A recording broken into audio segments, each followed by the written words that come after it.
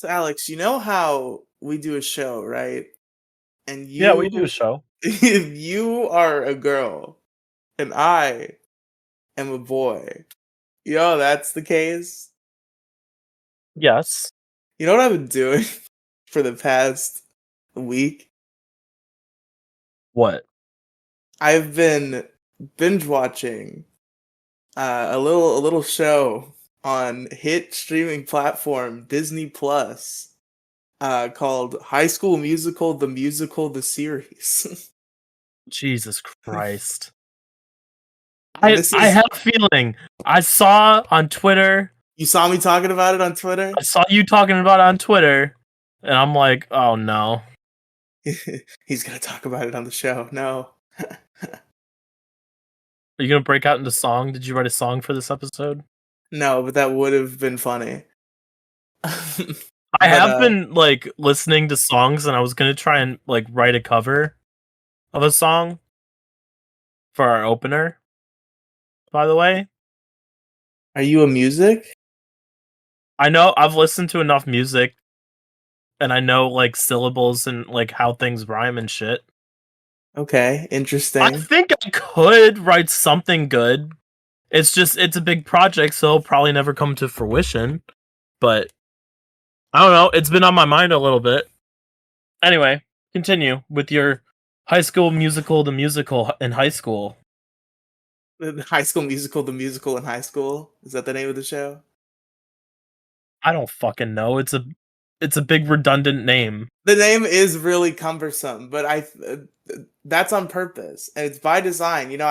I made fun of the cumbersome name on Twitter today, but then I thought about it and I was like, it's actually genius advertising though, because that's why I watched the show. When I think back, because I just got back into it, but I watched the very first season as it was coming out in 2020 because I had Disney Plus at the time and it was like relatively new, and I wanted to see what the original programming had going on.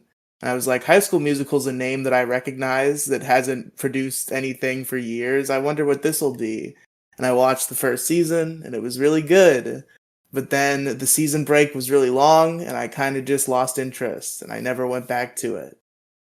Since then, 3 more seasons have been produced, and I finally started season 2 a few days ago, and I am now 3 episodes away, or no, 2 episodes away from being done with the whole 4 season thing. There's 4 seasons. Yes. Jesus. And there was one particular thing I wanted to ask you, Alex, because this is basically a soap opera. What I'm watching, I'm basically just a woman. I've accepted that now. But one of these things that feels like soap opera logic, because all I've heard about like soap operas in my life is all of like the weird relationship drama and how it's kind of wild sometimes. I want to ask you a question, Alex. Okay. I feel like it has a very obvious answer, but this show would disagree with you. And I don't know, maybe I could see it, but let's talk it through. How many times could a man, or could anybody, I guess, how many times could anybody steal your significant other from you before you would no longer be their friend? How many times would that have to So happen before it immediately disqualified let's somebody put this from in a being your close scenario friend? because I'm autistic. I have a significant other. How many Yeah. times do you have to steal that person for you and I to not be friends? Not like a back and forth thing, separate significant others. So you, in this scenario, I've had multiple and you've stolen all of them. It doesn't necessarily have to be all of them, but it's what amount of them, what amount of You've stolen more times. than one. Well, that depends. Is one the limit for you, or is it more? How many times would somebody have to do Well, that no, to you? is that the scenario? Are you stealing more than one? I'm saying, what is your Okay, limit? I think I get it. I think I get it. My brain's not working. Um, two? Really? I guess it just depends on who the friend is. Like, if I'm not super good friends with you and you do it once, you're gone. But if I've known you for 5, 10 plus years and you do it, I'm gonna be like, come on, man. Come on. Don't do that. And then you do it a second time, I'm probably gonna go to you and be like, you do it Just to again, be we're clear, done. this is not a Dick and This Maddox relationship is situation. This is very huh? active, and just to be clear, this is not a Dick and Maddox situation. This is very active, close relationships. I feel like I'm too nice for my own good. So Yeah. I'd give people, let's say that you stole my significant other once. I'd probably sit down and be like, why'd you do it? Blah, blah, blah. And then give you a second chance. You do it again, I'd be like, look, man, you have to fucking apologize at this point. Like, you've done it. This is the second time you've done this now. Honestly, if it's you specifically, keep you around and do the podcast and be like, look, man, I'm not too happy with you right now. I'm gonna get over it, but we'll just keep doing the podcast, and that's about it. We'll be like But all the great broadcasting duos where they secretly hated each other for most of the run of their show. I don't even want to say it's hate. It's more just disappointment, honestly. That's fair. But I think So, if I were to be reasonable and actually like think about it, it would be one or two. see, I was expecting you to say, why would I continue to be friends with somebody who did that even once?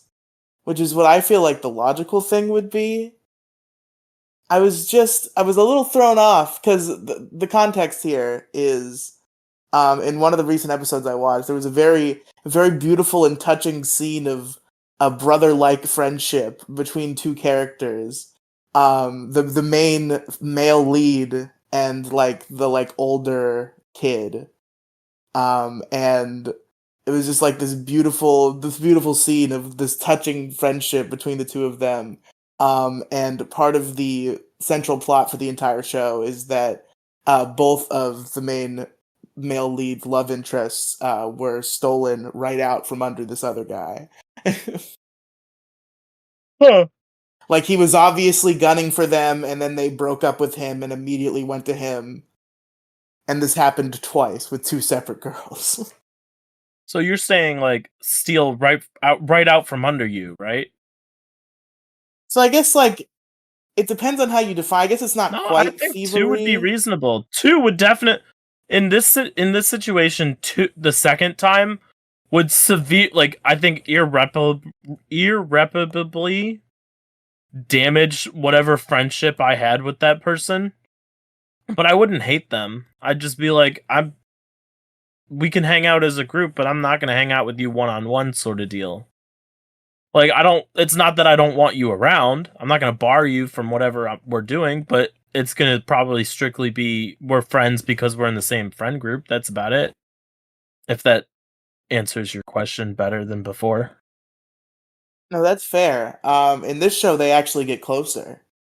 Is the What? weird thing. What kind of telenovela bullshit are you watching? Because like he starts as like an antagonist, this other character, because he's dating the male lead's love interest, and he doesn't like that about him, and he's also like a mean kid, and he's willing to rough up who he has to rough up to get ahead. He's willing to do some mischievous business. He's an antagonistic force, and then the whole love triangle thing resolves, and he becomes a better person. And as part of his becoming a better person, he becomes part of like the theater kid friend group. And then the two of them get closer. And then the same thing happens again with a different girl. And very soon after that, they have a very touching friendship scene with a whole duet song sequence about how close friends they are. And That's wild. that's what I've been spending my time watching. No podcasts, no nothing. Well, I mean, at work and sometimes in between. So there's no I'm always chance of you listening to catching up podcasts. then. No, no, no, no, no. There's no chance. At this point, there's no chance. I have like 30 episodes of both podcasts left at this point. Can we double or nothing for the bonus episodes? Bonus episodes for what show? I don't have access to Biggest Problem bonus episodes. And you never planned to get access to them? Probably not. Damn. I don't know. I mean, if you want to double or nothing for the Dick Show bonus episodes, and then triple or nothing Yeah, for but then I the don't have a confident lead. Because I've already listened to the Biggest Problem bonus episodes.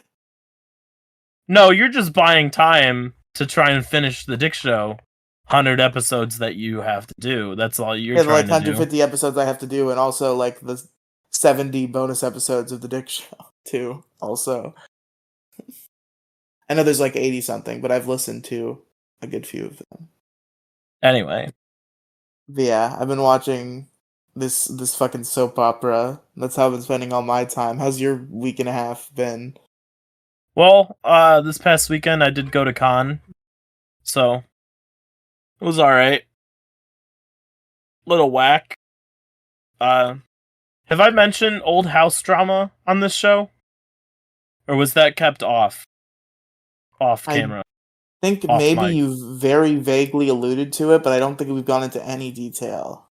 Okay, I will keep it vague then. You'll know what I'm talking about, so I'm not going to go into super big detail. Ties with one of the 3 people I used to live with are now fixed. The other 2 have been cut completely. So that's the result of this past weekend. See, I only know 2 of the names. There were 4 in total. Anyway. Okay. 2 ties have been cut completely. The other, who may come on this show eventually, have been fixed. That's all. That's what I'm gonna leave it at that. I got this really cute red panda plushie as my one plushie per con type thing. I didn't know you had a 1 plushie per con Yeah. policy. No, it's I have to buy at least 1 plushie from every convention I go to. Oh, I see. It's not a limiting thing. It's I must obtain It's a at least minimum. 1. It's not Okay. a limit, it's a minimum. I can Okay. buy more, but I try and do 1 plushie from each con. And starting, like, I believe last year, it's non-Pokemon related. But anyway, so I got a cute little red panda plushie. I got some stickers. I got these cool artist prints, like stuff that was made by an actual person and not a computer, like hand-drawn shit of Bowsette, cool.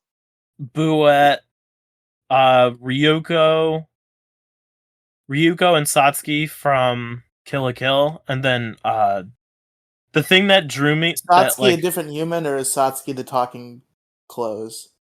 she's the one in the white, Oh, okay. the so-called rival of the show. The talking the clothes talk and are like a character, right? Am I remembering the show right? No, you're correct. Let's put it this way, so you Does the can clothes who fully talks have a understand these name? 2 people. Ryuko is Goku, and Satsuki is Vegeta in this anime. Okay. That's the best way I can explain their relationship to you. And then what actually drew me to this person's booth was they had a really good picture of Chain Chompette, and it's hot and it's cool and I like it, I've which is never why I seen bought it. Chain Chompette. Yeah, it's like Bowsette and Buette, but with the Chain Chomp. I don't think Someone I've seen threw Buette. Huh? I don't think I've seen Buette. I think I've only seen Bowsette out of what you're describing. Yeah, everybody knows about Bowsette, but the whole concept is Bowser put Peach's crown on and became a hot Dami mommy named Bowsette. And then everybody took the Peach's crown and put it on other characters, and then you just add at the end. So And then they just become Buette, bad bitches. Chompette, exactly. Okay, that's pretty cool. I can dig that. And then I got a free sword, a free $200+ sword. Oh my god. So one of the people who I work with when I go during the summer con, the water park one that I definitely talked about on this podcast. Yeah. I work with him at the Kalahari convention out in Sandusky. He has a sword booth up in the dealer's hall, and he's selling swords and knives and shit. What does that sound? What sound? The sound that goes like whoop. I have no idea. Maybe my phone's notifications weren't turned off. Yeah, that might be what it is. They're off now. That's my bad. Anyway, so at the end of the convention, I took his dolly. He brought a dolly down to the registration department, which is where I was working. Yeah. So I took it back up to him with another friend. She said that she was $300 in the hole, in the negatives, but really wanted a sword. I'm like, you know what? I got you. Usually at the end, he gives away free swords for anybody who helps out, specifically for those who have worked with him before. So I'm like, I got you. I'm gonna blackmail him. He wants this. He wants this dolly. He gives you a sword. That's what we're gonna do. So we walk up to the booth. He's like, "Oh shit, you got my dolly. I've been waiting for that." And I go, "Well, you know, I got a dolly for a guy who's got a sword." Basically blackmailing him at this point, for his own shit. And he just he looks at me, pauses, and goes, "Okay, pick one." So I turn Wow. to the girl, and she's like, and she points at one, and he goes, "No, no, no, not you." And then he points at me and says, "Only her." And I'm like, Oh my god. You what?" had to choose your blade. It was your I'm like, wait, destiny, wait, wait, wait, Alex. wait, wait, wait. I'm just messing with you. Here's your dolly, buddy. And he's like, no, no, you want to blackmail me? Pick a sword. I'm like, and I point at this blue and green one, which is apparently the sword from Blue Exorcist. Interesting. I've never seen that show. Yeah, it's a good anime. So I picked that, and he's like, all right, cool, take it. And I'm like, oh, okay. So I pull out my card. So I pull out my debit card, and he goes, put that shit away. I'm like, wait, really? He's like, yeah, I don't care. Just go, get out of here. That was your like sensei, Alex. You're I gonna was given become a a free great. sword out of blackmail. You're gonna become a great swordswoman. That guy was setting you on the path. He knew he was like, no, no, no, nobody else, only you can choose your blade, the blade that will guide The you. girl that I went up there with, she did end up getting a sword. She's paying him, I believe, like a week. She said, "I'll pay you in a week later." And he's like, "All right, bet here." But she had to pay for it. You got it for free Yeah, I don't know why I got it for fucking free. Okay, because you were the chosen swordswoman. it's not gonna be free. I will tell you that. You see, what's gonna happen I'm is, gonna send. I'm gonna send one of my. I know some people who are close to Kentucky who can go down there and get a nice bottle or two of bourbon and whiskey for him, and I'm gonna take it to Colossal Con this summer and give it to him as payment, as like a thank you for a free $200 sword. yes, But yeah, that's about it. Alex. Here's what's gonna happen. Okay, that you were chosen by this blade. You chose this blade, and this blade chose you, Alex. And now what's gonna happen is World War III and the Civil War are gonna break out at the same time, and most of the population is gonna die from terrible nuclear fallout. And then you, Alex, are gonna become a rogue hero in the new apocalyptic world with with with my that with my sword. many swords, Yes, you're gonna be because I'm up to 3 replica swords and 1 just regular katana. you're So gonna I be the do have ultimate 4. swordswoman. I have 4 swords to my name right now. I have Shinobu from Demon Slayer's sword, the butterfly girl. I have 1/2 of the scissor blade from Kill la Kill. I have the blue exorcist sword now, and then I also have just a regular katana that I bought back in, I believe, 2016. Have you heard of what's the anime? Seven Deadly Sins on Netflix? I've never watched it, but I have heard of it and like seen it. I know of it. You know the blonde-haired kid, the main character? Yeah. I want to get his sword next. It's only like 150 on Amazon. That's the next sword. Oh yeah, get them swords. I also want to get Rose's scabbard from Steven Universe, but that's a whole other venture in and of itself. So that's not going to happen for a while. I don't think of any anime swords I want. I feel I like was I Sasuke's was sword would be cool to have too, but it's not Sasuke's at the sword would top of be my cool, but list. like it's not the thing about a lot of the swordsmen I like, they just have swords. It's Whereas just like a sword. yeah, I feel like a lot of animes have like cool looking swords, whereas like Sasuke just has a sword. Trunks just has a sword. There's nothing special about the swords. They You just could have go after swords. the Master Sword from Zelda. That's a good one. It's a real basic bitch one to start with, but let me see if I can get Meliodas' sword. Send it to you real quick. There's the obvious guilty pleasure in me that definitely kind of wants the Kirito swords. I will just put that out there in the world and let people shame me. Yeah, that's on my list as well. Don't worry. Good, good. Not at the top of my list, but they do look really fucking cool. Sword Art Online is in the same genre as High School Musical, the musical, the series, where it's a guilty pleasure, where I feel weird about liking it, and I feel like I will be embarrassed if other people see it and know that I like it, but I do like it. Would you like me to send the picture to Detour Ahead or DMs? Which one is easier? Send it to Detour Head Podcast, because I have that in front of me. This is Meliodas' sword. Oh, that's so sick. Right? It's super That's cool. so fucking cool. You can see why that's at the top of my list, and that's why it's next, right? Yes, I can see now. So that's the next one that I'm gonna get. I do want Rose's scabbard from Steven Universe, but I need to find someone to make it.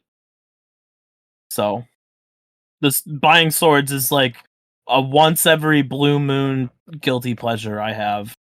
I'm never gonna do anything with them.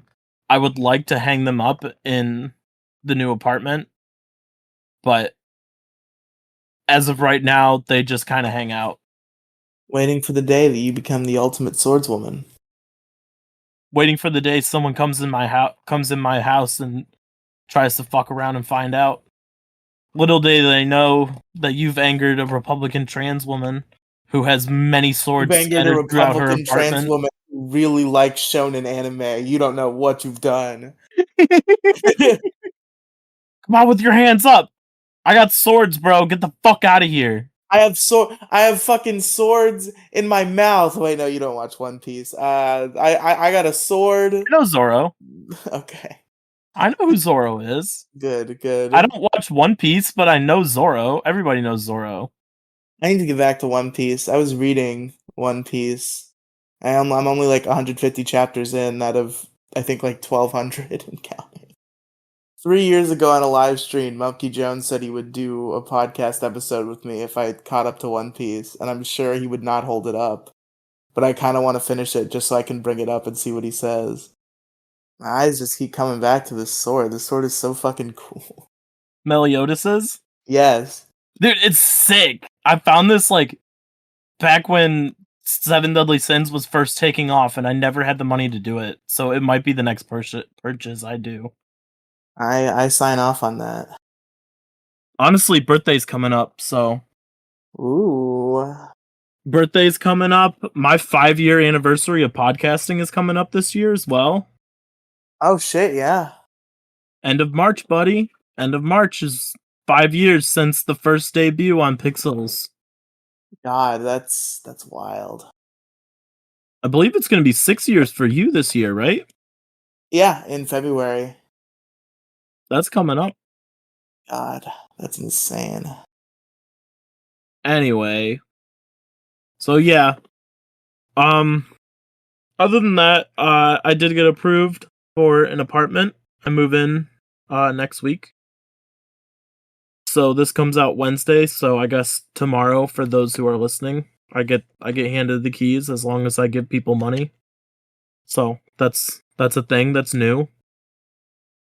The show will not be interrupted due to a potential move, which is also very comforting to know. Good, good. I will do everything I can to make sure that this show is not interrupted. Me too.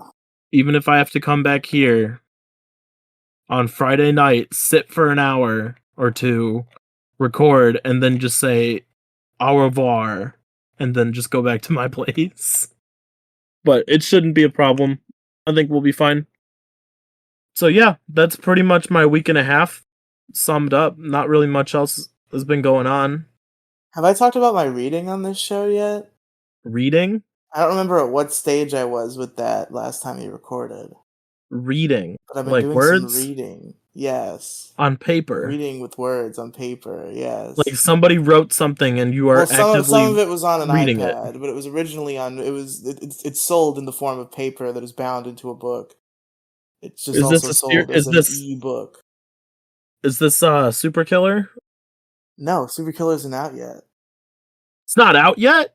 No, oh, you're still behind, so you don't know that it got delayed. Yeah, it's not out yet. Oh my god, are you gonna get it?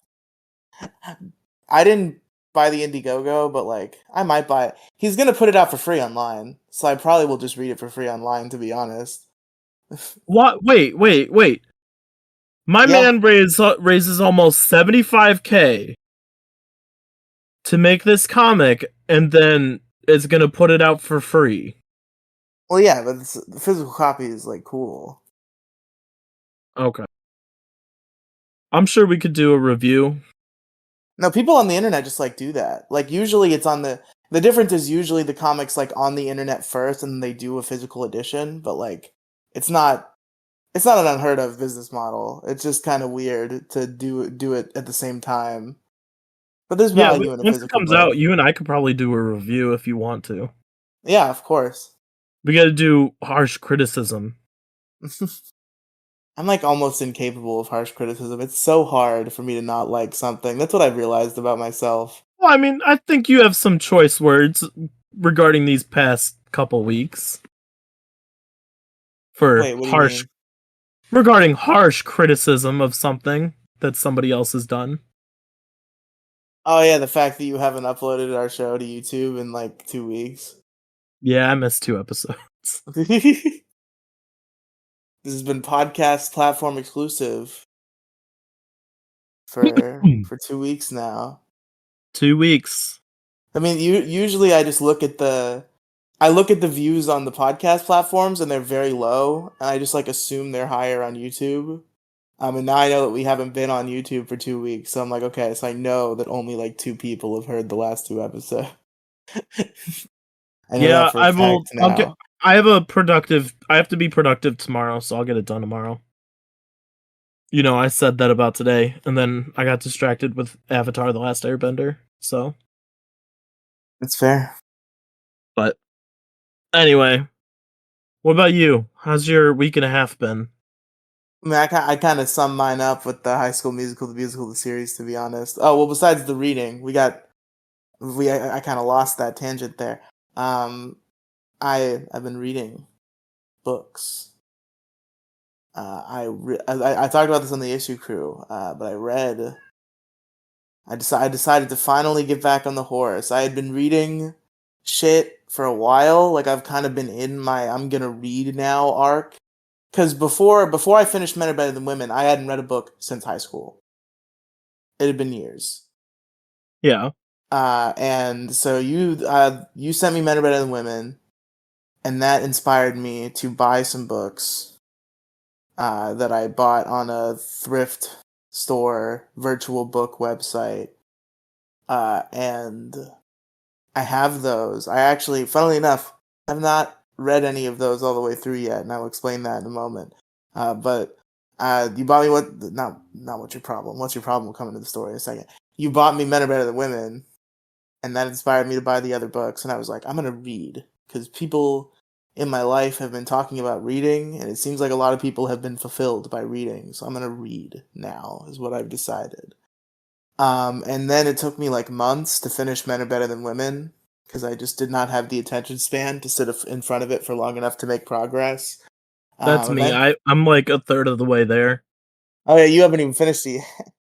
Well, I'm a third of the way there. Then back in September, I had to pack everything up, so it's been just packed up for the past 4 months. That's fair, but I finished that, and then uh, right before I finished that, when I was like just wrapping it up, "What's Your Problem" by Johann Birch dropped. For those who don't know, our good buddy Jason, our former editor and frequent guest of the show, he wrote a book called "What's Your Problem" under the pen name Johann Birch, and you can buy it on Amazon today. But I bought that book when it came out to support my good friend.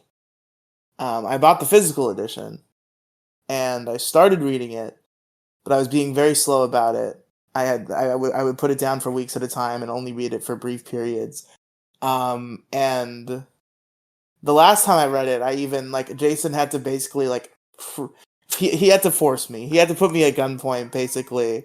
We were talking and I was on my trip to Massachusetts at the time.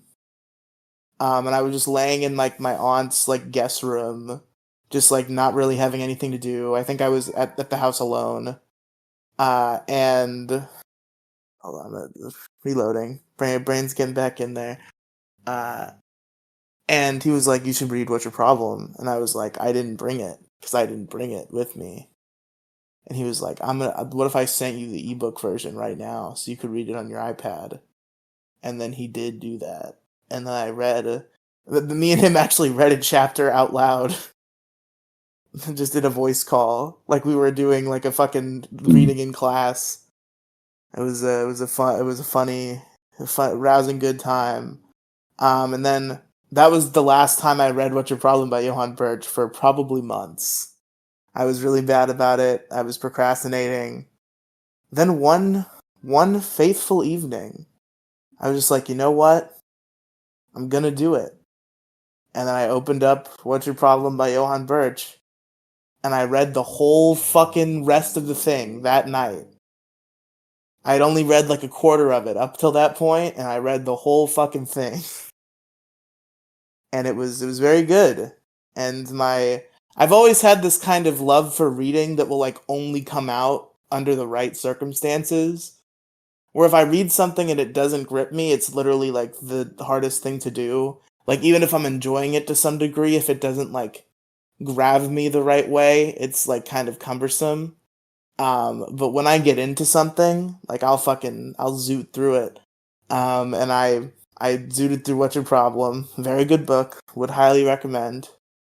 Everybody keep track of Johann Birch. I believe Johann Birch has something coming in the pipe at some point soon. I don't know how soon, but I know he's working on it. Johann Birch, the cake's in the oven. It's baking. But yeah, so I finished that book, and I decided I wanted to read more. And because I'm weird, instead of reading one of the books I bought, I decided to steal a book from the internet, and I read Permanently Suspended, which is the autobiography of Anthony Cumia, because I had heard that it exists, and I had kind of a weird radio thing where I was thinking about going into radio, and I was kind of interested in his life and career as a radio host because he did a very successful radio show and made a lot of money for 20 years. So I read his autobiography, and I finished that in like a week because I was just like in reading turbo mode. And then I started Post Office, which is one of the books I bought. It is by Charles Bukowski, which is an author that Jason really likes. I think he cites Charles Bukowski as probably his main inspiration as an author. And I bought this book at his recommendation. It's been very good so far. That one I'm Okay. like 80 pages into. I've put it down for a couple days. I really need to make a point of picking it back up to try to keep the momentum going. But it's been really good so far. I'm on a reading kick. I'm reading. That's good. I'm proud of you. When was the last time you read a book? Besides a third of Men Are Better Than Women 6 months ago, Yeah, when's the last time you finished a book? I mean, high school. oh shit, really? Yeah, it's been probably 10 years. Yeah, it's been about 10 years since I've finished an actual book. Um, I did get the entire collection, the entire Shadow Hunters collection though for Christmas. Ooh, Uh, well, I don't the actual novels. There's like side story books that aren't like there's three groups. There's the prequel, the regular, and the sequel. And those are actual box sets, and then there's like, oh well, this person's doing this. Let's write a story about what they were doing during the main events of this. Like side books, you know what I mean? yeah. I think that's what they are. They're individual novels, not part of a set. But I do plan on reading that. Cause like I also do kind of like I wanna go back through and see if I can complete my Percy Jackson collection. Because like Percy Jackson was such a good series to read. I would love to get back into reading. I just don't have the attention span to do so. Yeah, attention span is the plight, but I've been breaking through it lately. I'm proud of you. All right, Alex, are you ready? Are we just gonna jump right into it? I mean, do you have any other proceedings? Not really. I mean, we were talking about books. Oh, do you have any else to say about? You said you haven't read one since high school. Do you have more to say about books? I mean, I used to be really big into books because I wasn't super big into video games. Oh shit! What were some Yeah, of your like favorite books? Percy Jackson series, anything by Rick Riordan. I got really big Percy into the Shadow Jackson. Hunters series. There's another. I got really deep into the teen fiction, like werewolves, vampires, angels, demons shit. Oh my god. Okay. Fuck you. Fuck you. That shit is good. I didn't read Twilight, though. Okay. Well, at least you have that going for you. At least give me that. I think my closest contact to that world was like I was into My Babysitter's a Vampire on Disney Channel. It's the closest I ever got to like the vampire teen trend. Like I never watched Twilight or never watched or read Twilight. I I didn't never watch can or read Twilight at all. It didn't interest me. I never consumed like any of the media in that genre except for My Babysitter's a Vampire, which was a top tier Disney Channel show that ended on a cliffhanger. TV's greatest tragedy that happens so often. Very unfortunate. But yeah, I do. I hope the isolation of a new apartment will convince me to stop fucking around and read a fucking book That'd be nice. That's the serenity and peace of going solo, cracking open a nice book. and just sit there, just in silence. Nobody to bother me. Yeah, Nobody's gonna know where I live for a while. Nothing. get in the zone. It's Like gonna I feel did like when I read I'm going off the grid, Riley. The Nobody's Grid. gonna know. Penguin doesn't have the new address. You're gonna disappear Nobody. again, and then I'm gonna get a DM from you in 6 months that says I read 1,000 books. I'm gonna start a reading list.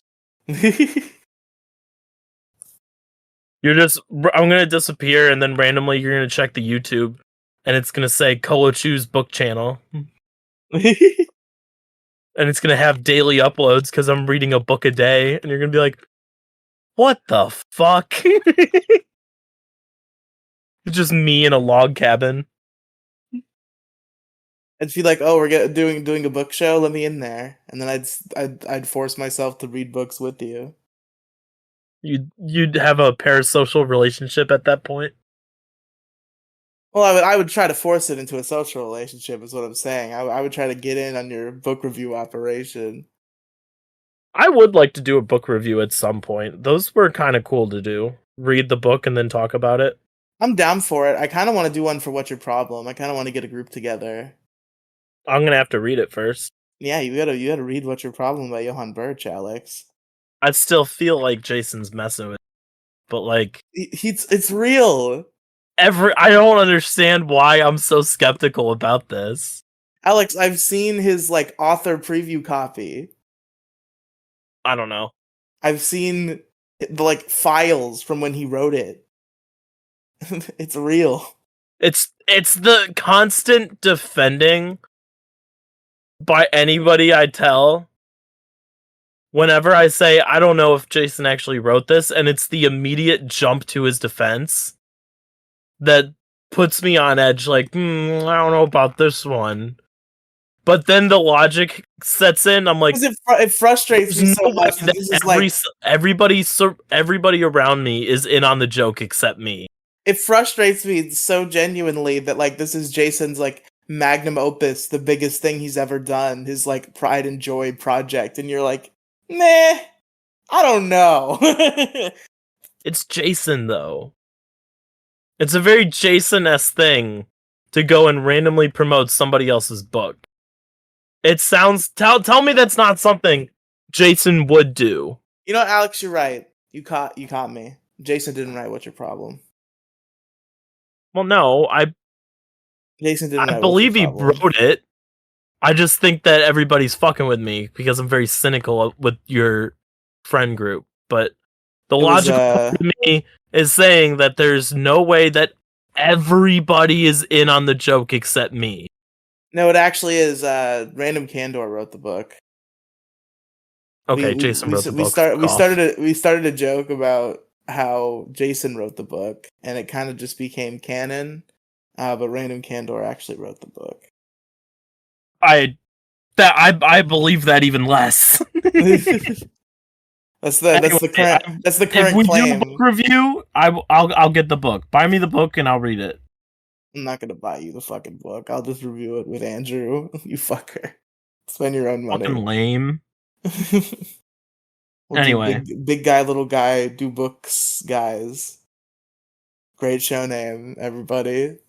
Hope you liked it. I would like to do a book review or go do some movie reviews or something.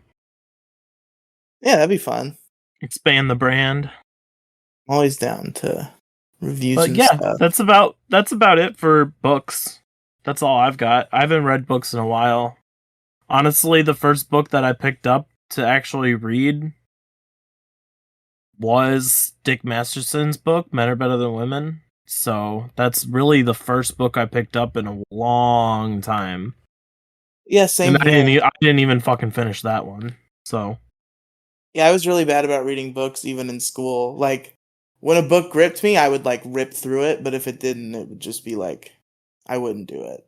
Like there were a bunch of like big grade book reports in high school that I just didn't do at all. Did not even submit anything. yeah, that makes sense though. You didn't really do a lot in high school, so it's understandable. That cuts deeper than you know, Alex. I've been very introspective about my past regrets lately. That's in my character arc. I'm going through a anime protagonist character arc right now, where I think about how terrible I've fucked up. Is your cat okay, by the way? Oh, can you hear her in the mic? I've heard her for the past like maybe 15 minutes, but you were telling a story, so I didn't want to interrupt you. I didn't. I knew you had heard her, I would have done something about it. You gotta tell me these things. Nah, I didn't want to interrupt you. You're going through a canon event. I can't interrupt that.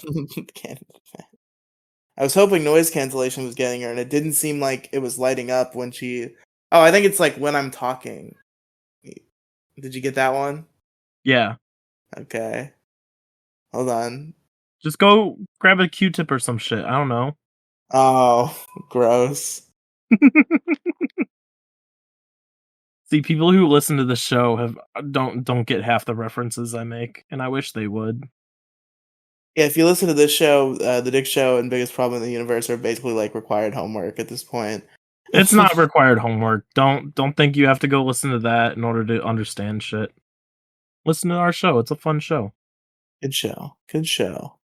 Anyway, did you have a topic in mind? We are about almost an hour in. Shit, are we? We're at 49 minutes. Do you want to like? Because I feel like I have a lot to say. Do we want to go long, or do we want to like I don't have bullshit out a anything going smaller on topic and tomorrow do it that's later? important. Okay, That's why well I in want to that do Friday case, nights, so I don't have to wake up. I don't set alarms for Saturday. I just wake up whenever, whenever my body goes, "Hey yo, bitch, get out of fucking bed." I'll go, "Oh, okay." let's sit down and folks. The introspection I've had going on. One of the central themes of it is thinking about the shit that I did in my youth, that I did not put enough into. And I've been reminiscing a lot on some of the extracurricular activities I did during my time as a student. And I figured that would be an interesting topic because also I know that Alex was a big swim gal. She was doing some swimming. I've never really heard any swimming stories. So I gotta hear I about we were Alex's talking about exciting we were swimming talking about career. this a little bit before the show. I'm pretty sure I've never said anything about swimming on this show at all. I don't even think I told you much about swimming outside of this show. Yeah, and I feel like even I've talked about how I was like a choir kid and like a theater kid, but I don't know if I've told many specific stories about that. Maybe one, maybe, but I know I don't think I've ever said anything about swimming. And that's just in high school. So I want you to open up because I'm really curious because I like forgot you swam for years, but that's I've how been little you bring it swimming my up. whole life basically. Tell me your swimming origin story. What made you? What happened that led you on your swimming path? Ooh. I which origin story do you want? Are there multiple? Kind of? Give them all to me. I want to hear the whole history. I'll give you the okay, let's put it this way. There's I got into swimming regularly every summer origin story, and there's the birth of a swimmer origin story. Which one would you like to hear? Wait, I'm sorry. Birth of a Swimmer origin story. What was the other option? How I got into actual competitive swimming. I feel like I really need to hear both of those stories, Alex. Those are both important to the narrative. Okay. So, if you didn't already know, I'm adopted from Russia, okay? So, at the orphanage, so I'm told, the orphanage had a pool and they would have kids go in the pool.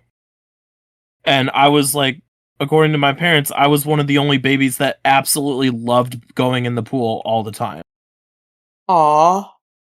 Like a lot of babies don't like the pool, I guess. I don't know. I don't have interaction with kids. But according to them, I I always lit up every time I was in the pool.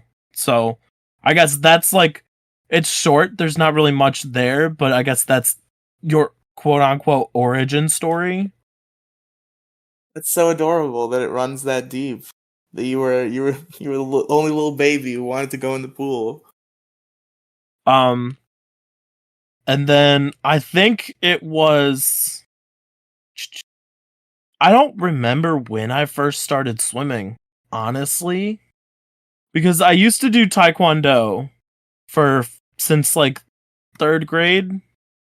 3rd grade through and then I got my black belt 5 years later in 8th grade, I think, or 7th maybe. I don't Mm-hmm. know. Anyway, so that was during the school year and mom said you can't sit on your ass all summer. You need to go find some physical activity. I'm going to sign you up for a sport. And I'm like, why not swimming? Swimming's cool. Because I was doing like swim lessons and stuff. So that I think the swim lessons eventually kind of merged into swim team. Mm. It's Okay. hazy because I've drank a lot of alcohol, so my memory's not too Yeah. good no Fair more. enough. But yeah. So I started swimming when I was in either 1st or 2nd grade. Did it every summer all the way through. Eventually, um, nothing like extraordinary ever really happened. during that. It was more so just go hang out with friends there and stuff like that. I'd ride my bike to the pool and go swim with them. How in depth do you want me to go with swimming stories? I want to hear it all. I'm honestly, it's a part of your life I'm not super familiar with. So I want to hear all the stories. I want to hear about your Okay. Here's experiences. one story. I used to swim for this, like, it's like the Y, but for rich people. It was called Okay. the Five Seasons Like the hotel? or Four Seasons, whichever one the hotel's not. Oh, okay. I think the hotel is Four Seasons, and I think now that I think about it, so the Then thing it was you Five did was Seasons, Five yeah. Seasons. Okay. Anyway, that's what they were called. I think we were the alligators or the crocodiles or something like that. I don't remember. But I would always go fuck around. I never really took it seriously. So I'm with a group of friends and we're fucking around out back behind the pool, jumping fences and shit. Well, my swimsuit gets caught on the fucking fence and it completely rips open to where my ass is out, right? So that happens and I'm like, fuck. So my mom used to do like the little timers at the end. Like you dive in, they start the timer and stuff like that. Not everything was automated back then, so they had hand timers. So my mom used to do that. So I went up to her and I'm like, "Mom, mom," and she's like, I'm busy. I go, and then I just yell, I'm like, "Mom!" And she looks over and I'm like, I ripped my pants, and she's like, "What?" And I turn around, show her, and she's like, she had this look on her face like, Jesus fucking Christ, this child. So she says, "Stay right there." She quickly finds somebody else, says, and has them take over timing for her. And then we go on this like escapade to try and find some swim trunks before my next event, which was in like 15 or 20 minutes. And Oh shit. that's where it ends, but that was third or fourth grade, maybe third grade. Still haven't lived it down. Still. Yeah. I'm almost 26. My mom still occasionally brings it up. That's pretty great. Let's see. Moving on from there, from the 5 seasons swim team, I believe I went to a swim team or like a swim club team called Mills Creek. Now I did Mills Creek for like 2 years, and then on the third year, I think I was busy. No, okay, yeah. So I was in the older group. This is like, I did Mills Creek for a while. It was just show up, do the swim meets, blah blah blah, and then like come high school, like 8th grade high school era, I did coaching for them. Not like head coach, but like teach the younger kids how to swim. Like hands on in the water, these kids are gonna drown without me kind of thing. Yeah. So that was really cool. That got me like really good experience and kind of helped me a little bit because if I didn't know what I was doing, I could help them. Like helping someone who doesn't know what they're doing helps you have a better understanding of what you're doing wrong. You know what I mean? Yeah. That's like the best way I can explain it. So I did that for like a year or two, and that was pretty cool. It was always fun to help the kids out and stuff. But I'll move on to. I know I'm going pretty fast. There's not really many, I guess stories. Were there any meaningful was there any sense of camaraderie in your swim teams? Were any meaningful relationships made on the swimming field? During swimming, yes. Outside of swimming, not really.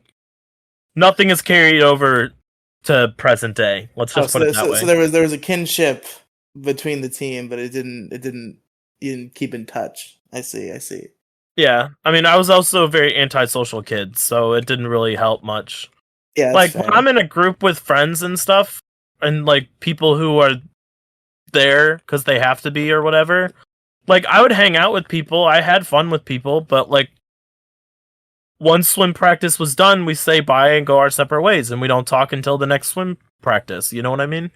Yeah, for sure. One of those situational friendships sort of thing. Anyway, we move on to high school. Now, my high school offered if you do 2 seasons of a sport, you got out of doing physical education for your whole 4 years. Yeah. Like, it counted toward your PE credit if you did 2 seasons of a sport. When I found that out, I'm like, fuck it, I'll join the swim team. Why not? That's where I meet Eric, my head coach. I've known Eric ever since 2012, so going on almost, 12 years now? Yep. I stay in contact a little bit here and there, but yeah. Meanest fucking dude I have ever met. Harshest motherfucker ever. I've got, over the 4 years of high school, I got 2 high fives. That's it. That is the most encouragement I ever got, was like a way to go, good job, and 2 high fives, and that's it throughout the 4 years. Wow. Now, freshman year, I'm brand new group of people, so I'm shy. I don't really talk to people. By the end of the year, I warm up. We're hanging out during like free periods and stuff, and I found a group of friends for high school, and it was great. And then nothing really happened freshman year. Sophomore year, however, same thing. Nothing really super exciting happened. I'm still kind of learning how to swim, but I'm slowly realizing now that I have no idea how to do the breaststroke, because there's freestyle, which is front stroke, backstroke, butterfly, which is both arms, and then the frog one, which is breaststroke. Just in case you didn't know. Yeah, I'm not super I familiar have with no swimming idea how to do formation. the breaststroke at all, so it's really struggling every time. Everybody knows how to do it, because these guys have been doing like real competitive, not fun summer competitive. So I'm realizing I'm a little out of my league, but I'm still trying my best and everything like that. And then the end of the season comes up, and I'm going to JV champs, which if you're not going to sectionals, you go to JV champs. That's how it works. Well, Okay. because that's the last thing of the year, you're trying to go as fast as possible. So sophomore year, my second year, I am told, because I didn't do it freshman year, because I kind of pussed out, to shave head to toe for the first time ever. It took 2 hours to shave head to toe and do a one, like, I want to say a 1 or 2 guard on the top of my head, and basically shave my head at that point. Not bald, but like put a guard on, but real low. I will say, one of the best feelings in the world is shaving your whole body and then that first dive right into the water. You just fucking slip right through. It's so good. It's such an amazing feeling. It's just that first dive right into the water after shaving everything down. It's just so fucking baby smooth. It's honestly a great feeling. That's like, I'm thinking about that and I'm trying to imagine that sensation, and that definitely sounds like an interesting feeling. The first time it ever happened, well, every time it's great. Like, every time you that first dive in is like, wow, that was smooth as fuck. You ever watch the divers during what is it? During the Olympics? I've never watched the Olympics. Jesus Christ. I don't give a shit about sports at all. Anyway, oh shit, I forgot about a story from freshman year JV champs. Ooh, okay. Let's hear it. JV champs? No. We were facing our rivals that year. And we had this dude, Brett, on the team, alright? Absolutely fucking terrible. terrible swimmer. One of the worst I've ever seen. All right. I empathize with Brett immediately. Brett is the main character now. I'm Now, rooting for him. we also had a diver on the team who was, I believe, a sophomore at the time, a year older than me. This is my freshman year, by the way. We had a diver on our team. Let's call him Butters. That was his nickname. At the end of the meet, at the end of the swim meet, we won. We won, which means the previous year when I was in 8th grade, our two rival teams we won again. So now we're on our second win in a row. So the team is riding a little bit of a high at this point. So we're like, okay, so we want to fuck around a little bit, right? It's the end of the meet. We had just won. We've earned a little bit of fuck around time. So we decide as a group that it would be funny for the worst swimmer on the team, Brett, to swim against our diver Butters, who has never swam in his life outside of swimming to the wall. Who do you think won? Was it the diver? The fucking diver beat him. That's so funny. So that was great. They tried to do it to me the next year, but I mean, Butters didn't know how to swim much. So everybody said it was close. It was not close. So that doesn't matter. On to junior year. Did you want specific swimming stories, or do you want the camaraderie stories outside of swimming? I'll take some camaraderie stories. Okay. My sophomore year, we decided to do freshman hazing before it was no longer allowed. It was like the very last year where if you did it, you couldn't call it hazing, but it definitely was. So we had every year we would do a swim sleepover where all the swimmers went to one specific person's house, and we just had a big sleepover, kind of like team building. You know what I mean? That's fun. Yeah. Oh, they were great. They were so much fun. We did that every year. But my sophomore year was the best one, specifically because we decided, the higher ups, the juniors and seniors, decided to, in the middle of the night, bag up the fucking freshmen, throw them in the trunks of the car, and drop them off 4 miles away and just leave them there. That's awful. That's so awful. This is in the age of iPhones. So, like, this was 2014. So most people had phones. You could look up where you were. They weren't that far away. But we only grabbed the ones that didn't know where they were. And we just left them there for like an hour. But we got a call from one of the other freshmen saying, hey, they're bothering the Bob Evans for food at 1 a.m, and it's right next to a bank, and they have pillowcases with them. Come get us. Oh, God. So they tried to get into the Bob Evans, which was closed. I think it was more like 11:30, 12 o'clock. I don't think it was super late. But they were trying to get into Bob Evans. Had just closed. Had just closed, probably, yeah.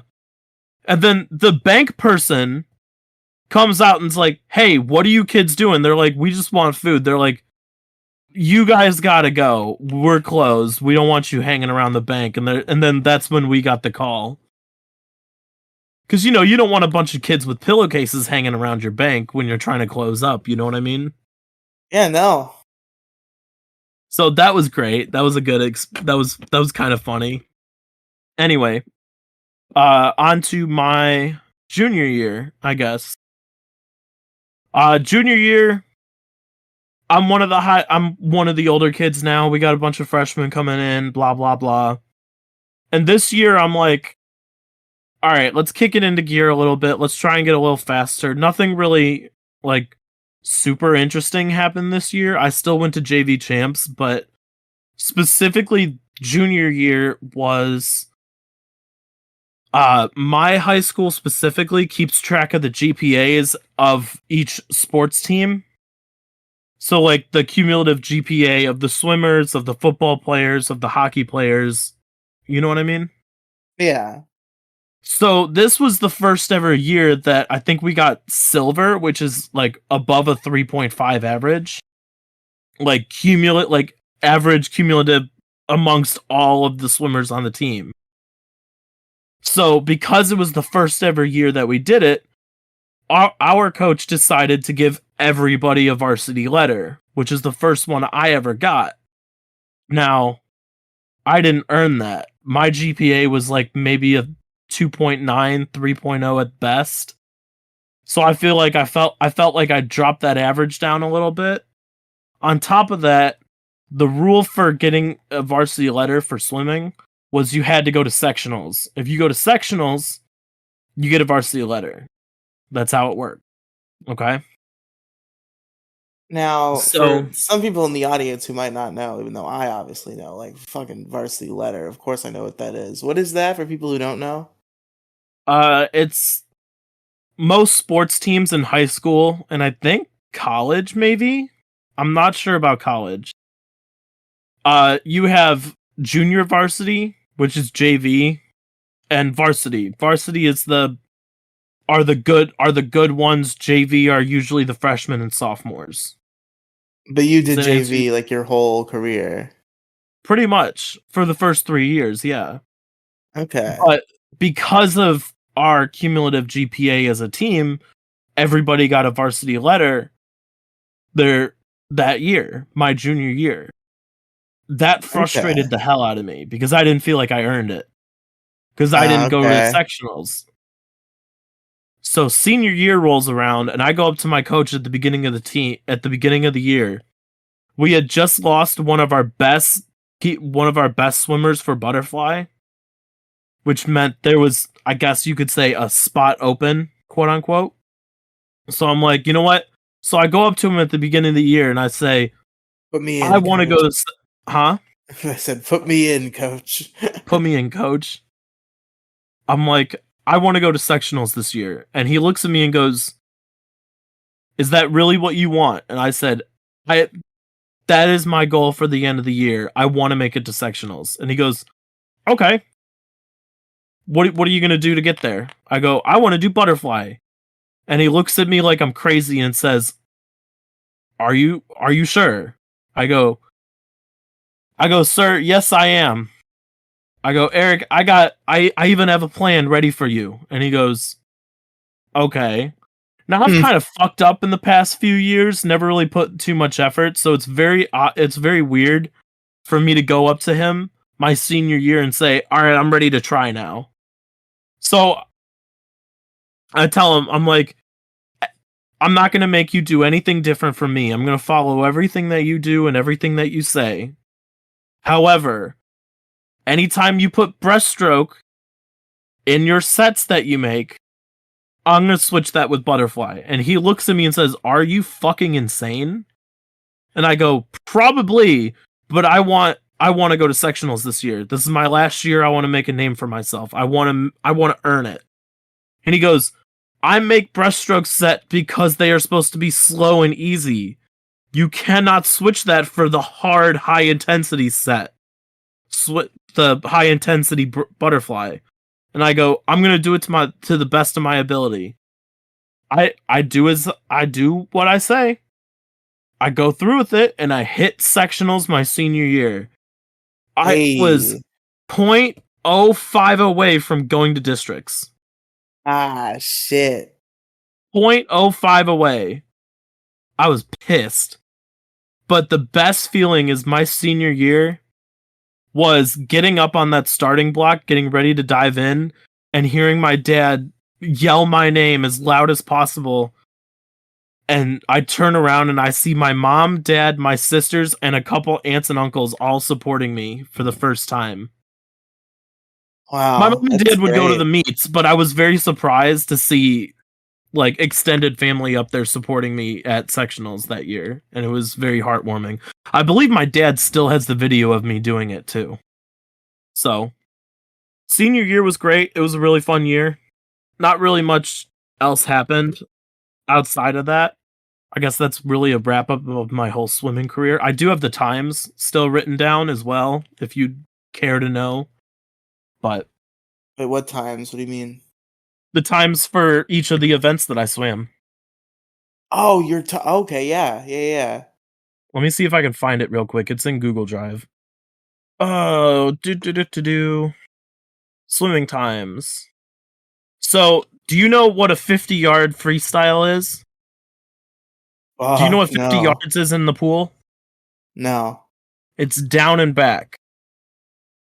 So going from one side of the pool to the other is 25. Okay, So a 50-yard freestyle would be going to the other side of the pool and then coming back. Okay? And then a okay, 100-yard freestyle would be going down and back twice. So 4 laps. Okay? got it.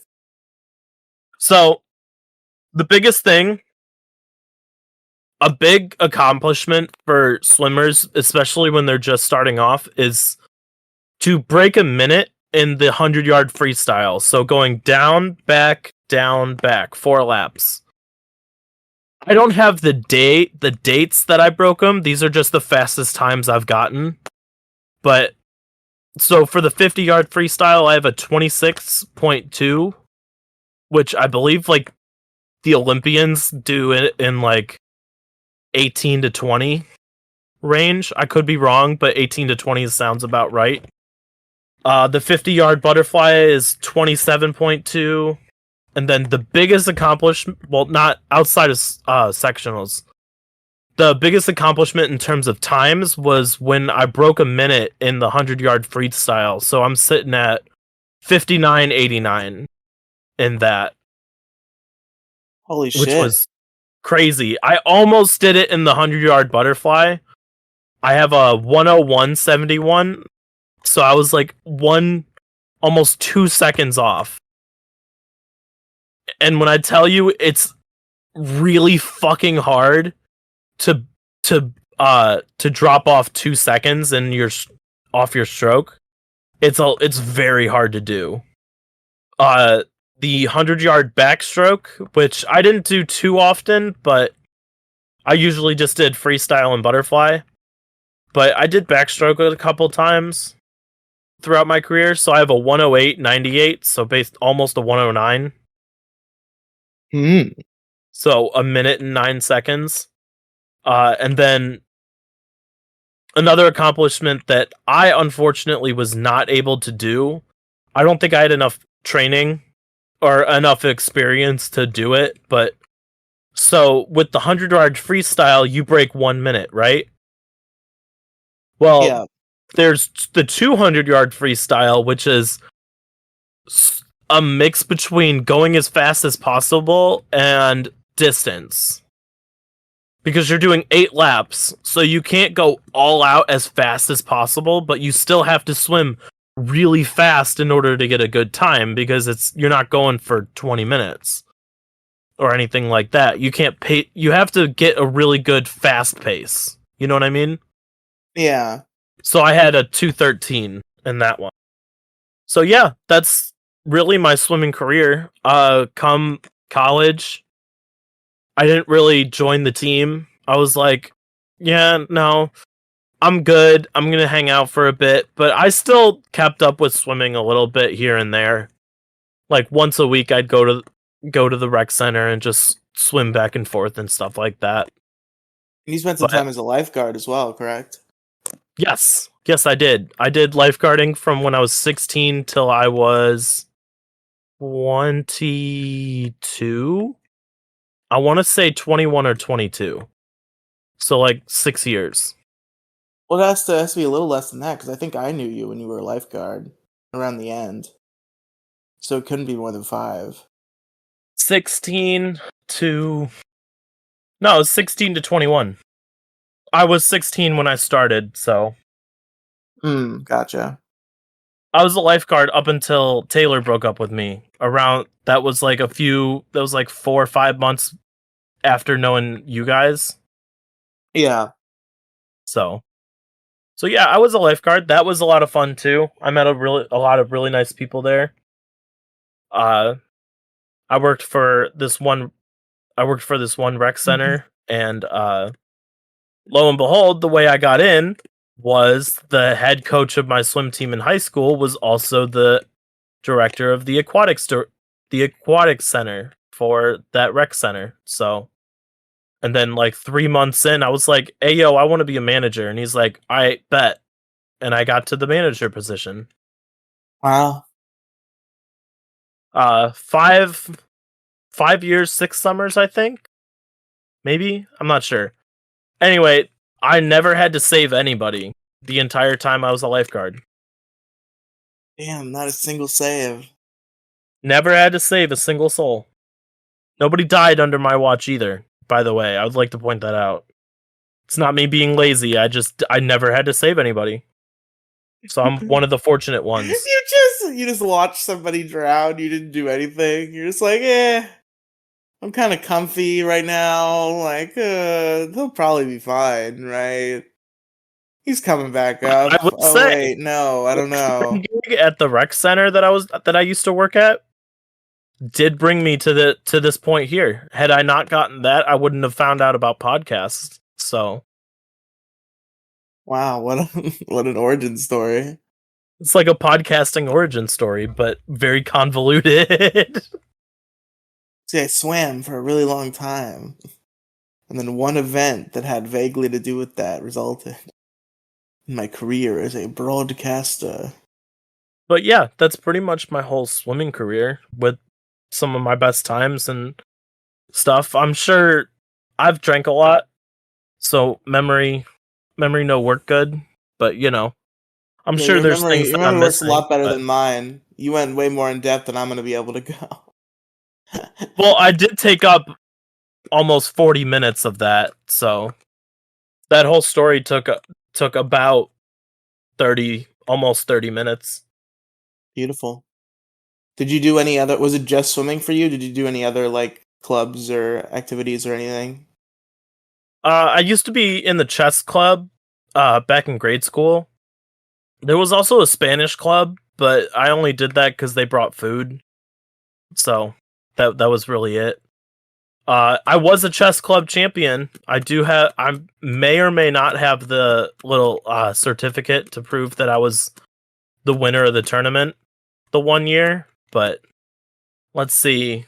In terms of other extracurriculars, back in grade school, I did this thing called it's like a science fair, kind of, but like you don't bring something in, you do like science. Oh, what was it called? The Science Olympiad or something like that, where you go and you do like science competitions and shit. Oh, that's cool. Yeah, the only thing I remember from that was they set up a bunch of mirrors in a box and you had a laser, and whoever could figure out without turning the laser on, whoever could get it to hit the target the fastest by moving the different mirrors in the laser to like work with like laser angles and mirrors and shit. That was pretty cool. That's really the only thing I remember from that though, but it was like an all-day event. It was kind of cool. Yeah, it's really cool. There was that. I think I did like a Lego competition when I was younger as well. At some point in time, which was kind of cool.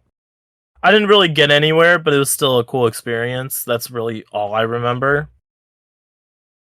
I do remember my sister, Olivia, brought Duplos, the big fucking child Lego things.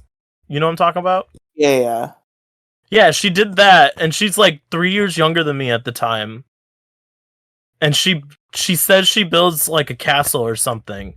But in her mind, it's a castle. In my mind, in my logical brain, I'm like, that looks like shit. That looks like garbage. What are you doing? Nothing. What the fucking little bitch? What'd you do? Fucking bitch got a goddamn award. I didn't get anything. Oh my god. No. She didn't bring Legos to a Lego competition. She brought fucking Duplos. Fucking asshole. Well, they executed you on sight if you did that. That's what I thought too. Anyway, I'm trying to think of any other extracurriculars I did. I guess outside of school, I did Taekwondo. Oh, that's cool. Yeah, I started in like third grade and did did it every year until I got my black belt. So How long I was have a that? How many years did you do it? it took 5 years. So I am now the owner of a black belt. I'm a black belt in Taekwondo, which is pretty cool to say. That is pretty fucking sick. I even have the belts, they're like woven belts and everything. I Yeah. have one that has my name my name on it. Like I have the black belt, it's in a shadow box, and it has my name embroidered on it, and it's cool to look at. That is cool. So, let's see what else. I don't think there was anything else. I don't know. You go ahead. How about you? I'm gonna try and think of something else. Well, it seems like you did like a lot of shit. Did you I mention choir, right? Yes, I'm gonna get into that. That was like my main thing. Was choir. I spent a lot less time like doing that kind of shit than a lot of other kids did. And I think part of that is part of the regret that kind of stirred up this reminiscing. But I did. It was from a very young age. Like performing on the stage was something that was in on my radar. I believe the first time I went on stage, I was in preschool, and that actually went horribly. I did not. I fucked that up on purpose because I was a 4 year old and I was a bad kid. And I realized that I had been given this like solo part in this little production they were doing. So if I didn't play ball, I would ruin the whole thing, and that was funny to me. So I didn't play ball and I ruined the whole thing. Because I was 4 and I was evil. Oh my god. How'd I you ruin was it? it was like a Christmas show and I was Frosty the Snowman. And I went on stage and I insisted that I was melting. And I would not do the lines and shit that I was actually supposed to do. That My god. was my first time on stage. And I had a fucking cough, trying to tactically mute about it. I just do it straight into the mic.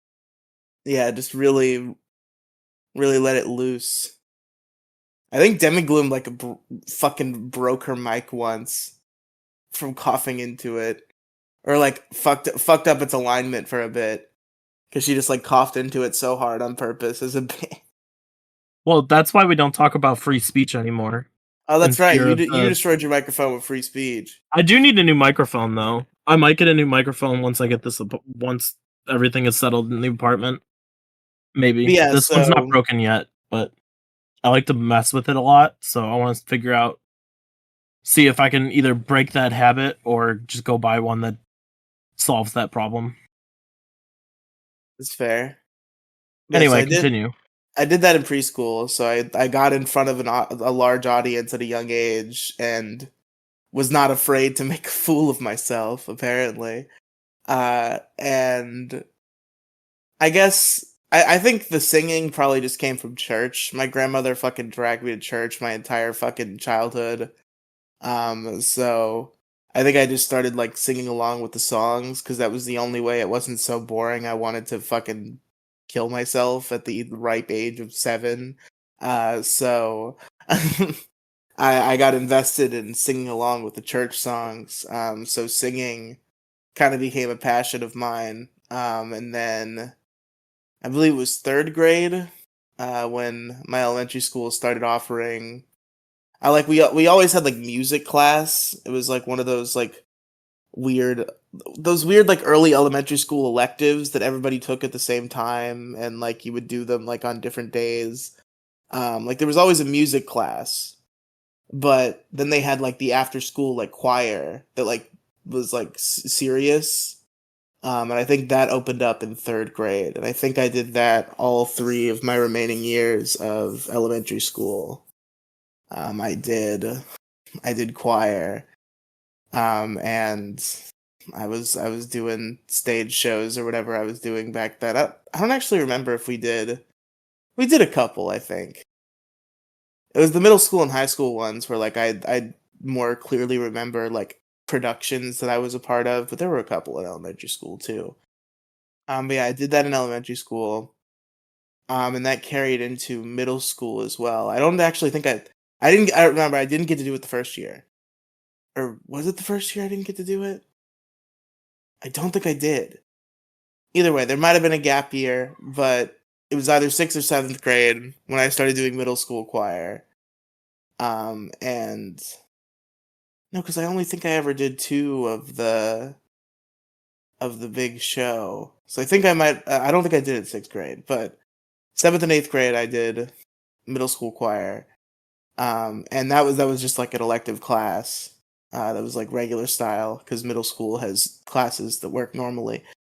And I did that. We did we had our big winter showcase. That was like the thing that the choir like kind of built to. Like we did some other like we did other shows like throughout the year. Because obviously the winter showcase only happens in the winter and there's like a whole year for the choir class to happen. But I think like the big show every year was the winter showcase. And the winter showcase with like all the performy electives would get together and do like one big show.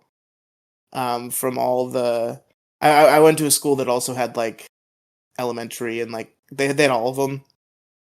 So like the winter showcase was like a big show where all the kids from all the grades and all the different like choir classes and theater classes or whatever throughout the schools would do some dumb little routine.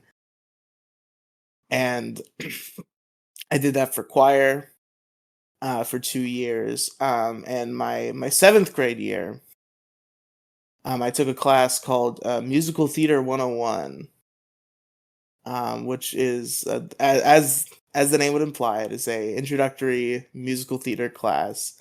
The school I went to had a I believe pretty serious theater program. Like I think the shows they were putting on were pretty well regarded.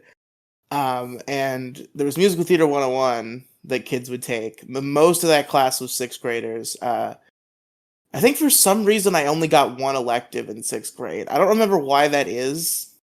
I don't know if that makes any sense because it's not like I had to do course recovery because it was 6th grade. So I don't remember why that was.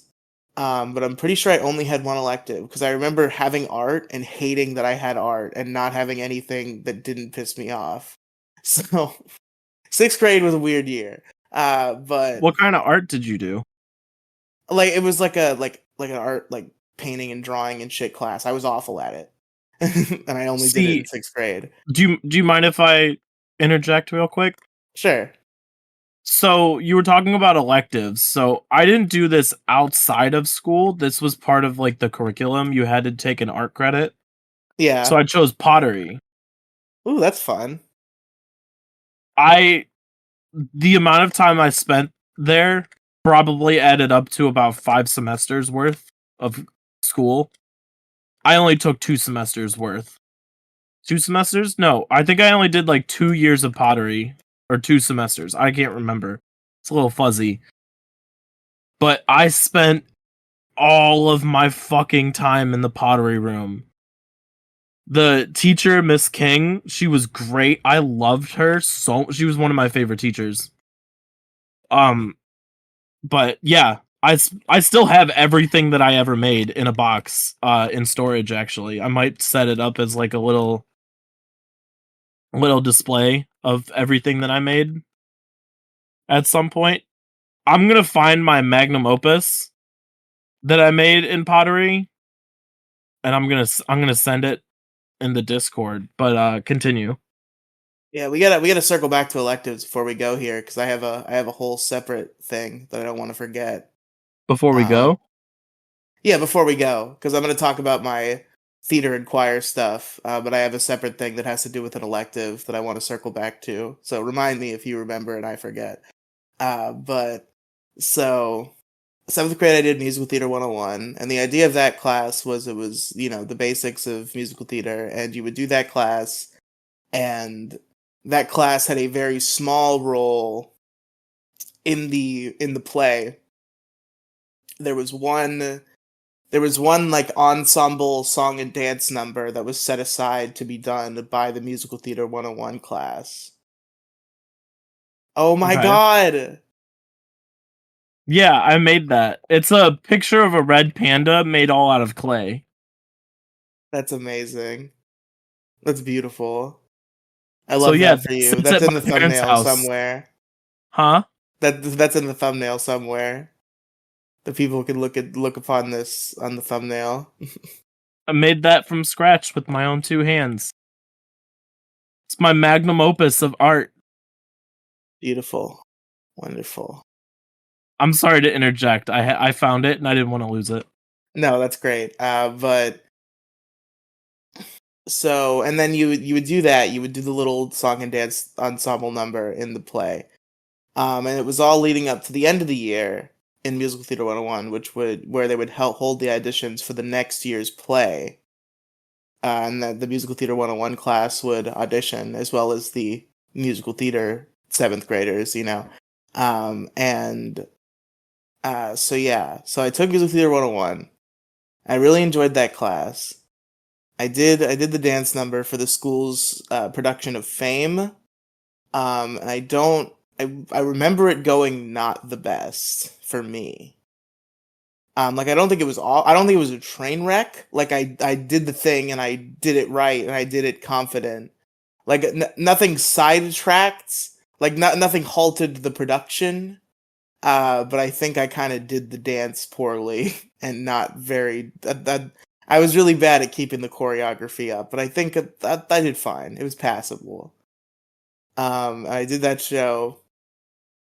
There's a funny story from behind the scenes of that show where there was a girl who was like she was like big in the show. I don't remember who she played because I don't remember the plot of Fame or any of the characters in Fame.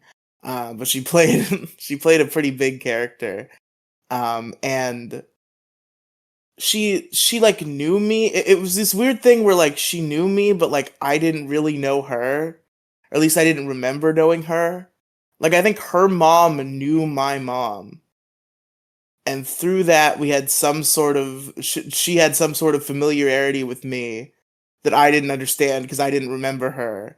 But she wanted me to hug her after the show, and I did.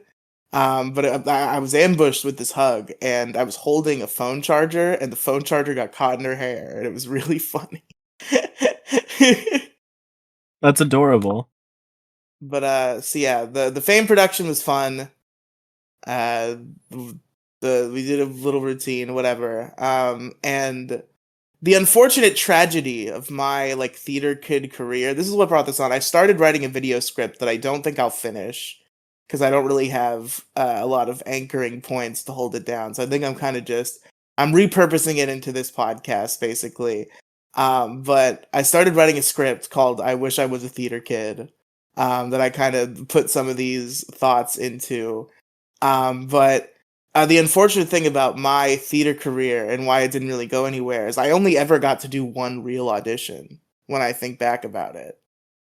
And it was this audition at the end of Musical Theater 101 at the end of the year. We were auditioning for the next year's play, which was Aladdin. And I think I shot a little too high because I auditioned for Aladdin. I didn't get it. I was a little too confident in my abilities. And it didn't really work out. I was almost a theater kid, by the way. You were almost a theater kid? What held you back? Swimming. Ah, gotcha. So the winter and spring musicals, or I guess fall and spring maybe, lined up perfectly with the start and finish of swim season. To where I would miss practice for any sort of like rehearsals or anything like that or practicing for theater. So I chose swimming over theater. And I was not going to be like on stage. I was going to be part of I was going to be a crew member Ah, okay. cuz I thought it would be cool. And like I really feel like that moment in life where it was like go do this or go do swimming really like different timelines, basically. Like that was the start of a new timeline right there. Is that decision to stay on swimming? Because I guarantee you, I'd be a completely different person if I went and did theater instead of doing swimming. You know what I mean? Yeah. It's one of those decisions where you look back and go, that was a decision that changed my life. At the time, you didn't think it was that big of a deal, but you look at things. Well, I did swimming for this, and it led to me doing this. Well, if I never did swimming, I wouldn't have led to this and this and this and this. It's crazy to think about. But yeah, I wish I would have some days, but Yeah, so just to circle back to the story, I think about it. I try to piece it together. It's probably just coping. Like I probably just wasn't good, and that's why I didn't get any part in the show. But like trying to piece together an understanding from what I've come to understand about theater casting, and what I understood about the circumstances of that audition, is because like there's like the ensemble, which I didn't even get that. And I wonder why that is because I don't think I did terribly. I think maybe doing an Aladdin song was a bad idea. The thing is, like, I feel like I should have done. My original gut instinct was to do "Friend Like Me" for the audition and to do Genie. Which the kid that got Genie was fucking perfect. There's no way I would have gotten casted over him. So that's not what I'm saying. But I feel like Genie is kind of like the wacky fat kid role. Um and the energy of Friend Like Me is kind of like tailored to that sort of archetype. So I yeah, think maybe if I had done Friend Like Me, I would have gotten an ensemble spot. that makes sense though. I could see you as doing a good Genie. Yeah, the kid they got was fucking amazing, but I think I could have sold a Genie audition well enough to land a small part in the show when I did Whole New World, I think, and I uh did not get a part in the show at all. Yeah, that was the one real audition I got to do, because the thing that really ruined. I think maybe I would have. Maybe if this didn't happen, I would have a little bit more stories to tell today. But the school I was going to happened to have this stupid shit because when I started going to it, it only went up to middle school. And as I was in middle school, they were introducing high school. So when I started going to high school, I went to high school there, and they had only had the high school for like 3 years. I mean, there was not a separate high school, by the way. We were in the same building as the middle schoolers. That was the cool. That was the one cool thing is I never once in high school had to be the bottom of the totem pole because when I was a freshman, I was amongst sixth graders. So I got and the highest grade that was around was 10th. So I got to feel like a big dog when I was a freshman. Okay. but so but I started doing high school, and because the high school part was so small and was so new, they didn't have choir or theater yet. Or no, they did have theater. Let me rephrase. They did have theater, but I did not get into theater because that's you got into the musical theater class by getting a part in the play. There was nobody in the musical theater class beyond musical theater 101 if they didn't get a part in the play.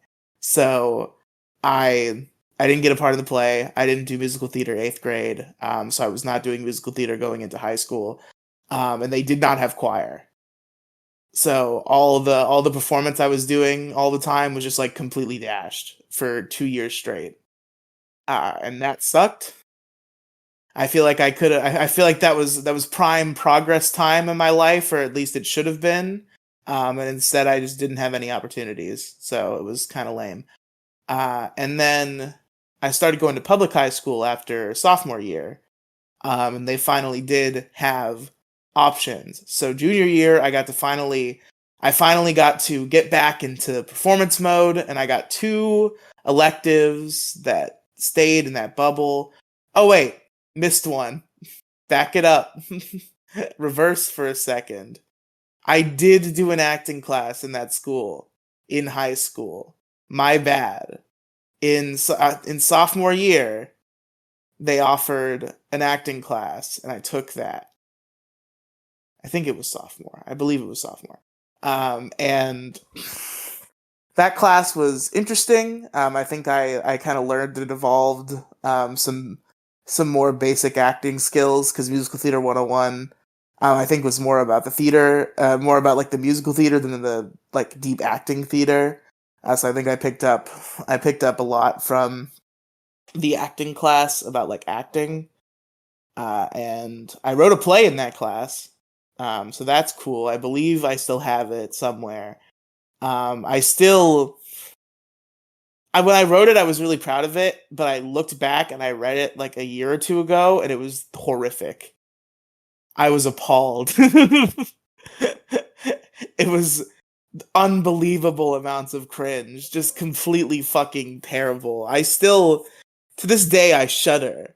I kind of want to share it, but I don't. First of all, I'm embarrassed about it, and second of all, if I do, I want to do it in a big way. I want to like assign roles and do like a fucking dramatic reading. I feel like would be good. For It's what? just for the play I wrote. You wrote? Oh, that's right. You were telling me about that.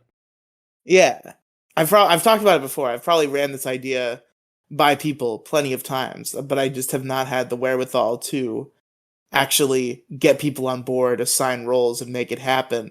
But yeah, I wrote a I whole mean, play. my voice acting is not great, but I mean, I don't know. Maybe you could speak differently on it because what I hear coming out of my mouth is different than how it's presented. Yeah, that's true. I would have my eye on you. I don't know if I have enough friends. I don't remember how many characters there This were. I isn't me. believe Like, come on, put me in your fucking play. Put me in your play. I'm just saying, no. my voice acting I don't think is great, but you could probably say otherwise just based off this podcast alone. Yeah, that's true. You do have a good voice. You But know what I'm saying? yeah, you have a good voice. But like voice acting's about a little more than that. So I'd be interested to hear you try to do it. But yeah, it's something I've thought about. It's really cringe. I think I tried to do like it was like a slasher film basically is what I wrote. Like it doesn't even make sense as a play. I don't think. I think there are some things that wouldn't logistically work on a stage. I wrote a slasher movie basically is what I wrote, but it was a one act play for a project. And it was really cringe in a not self aware way. Like I'm looking at the script and I'm like, if I had wrote that, I could have wrote this exact script today, but just like funnier, and it would be like an amazing, like meta ironic, like here's the most like terrible shit that happens in all the slasher movies. But I did that unironically because I was much younger, and this was not me being funny. Ironically, this was me just being terrible at writing a thing. There's also a romantic subplot that makes me want to kill myself when I read it because I don't even understand romance now, and I definitely didn't understand it back then. So the dialogue is fucking terrible. I So bad. mean, you could also do a little bit of field testing with people who know a little bit about script writing as well. That's true. I'm glad I did it. I am proud that I wrote like a whole play, Go but on the Dick it's Show. bad. Go on the Dick Show. Call in. Be like, hey, I have a script I want to pitch to you. I'm not gonna do that. Or just send it. Just email it to Dick Masterson and be like, all criticism will be reflected in a video, and I'm just gonna get mad about everything you say and not follow a single thing of it. Yeah, I'm gonna become the new Eric July. I'm gonna become the Eric July of fucking plays you wrote in high school. But yeah, so that class was fun. We didn't do any shows for that class, but it was a good time. I got to stretch my muscles a little bit. I got to do some fun performance activities in class. It was refreshing, not being able to do because choir was my main thing, and it sucked not being able to do that. And it also sucked not being in like the play. But at least I got to do something. So that was good experience. And then I got in high school, and finally choir was back. I took another year. I decided to take another year of acting because I wanted to do plays and shit, and I was in a new school now, so I had the opportunity to do shit.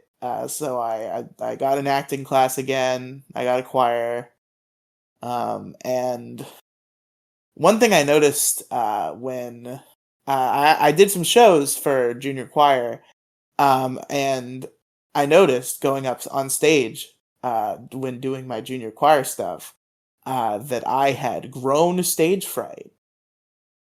Even though I had spent my entire childhood on the stage, the 2 years gap between when I was doing choir in 8th grade and when I didn't do anything for 2 years that required me to be on a stage, stage fright grew inside of me. That is now a trait that I have. Even though I was on the stage for so long, I took too long of a break, and then I went up on that stage and I was like, "That's a lot of people. That's a lot of fucking people, dude."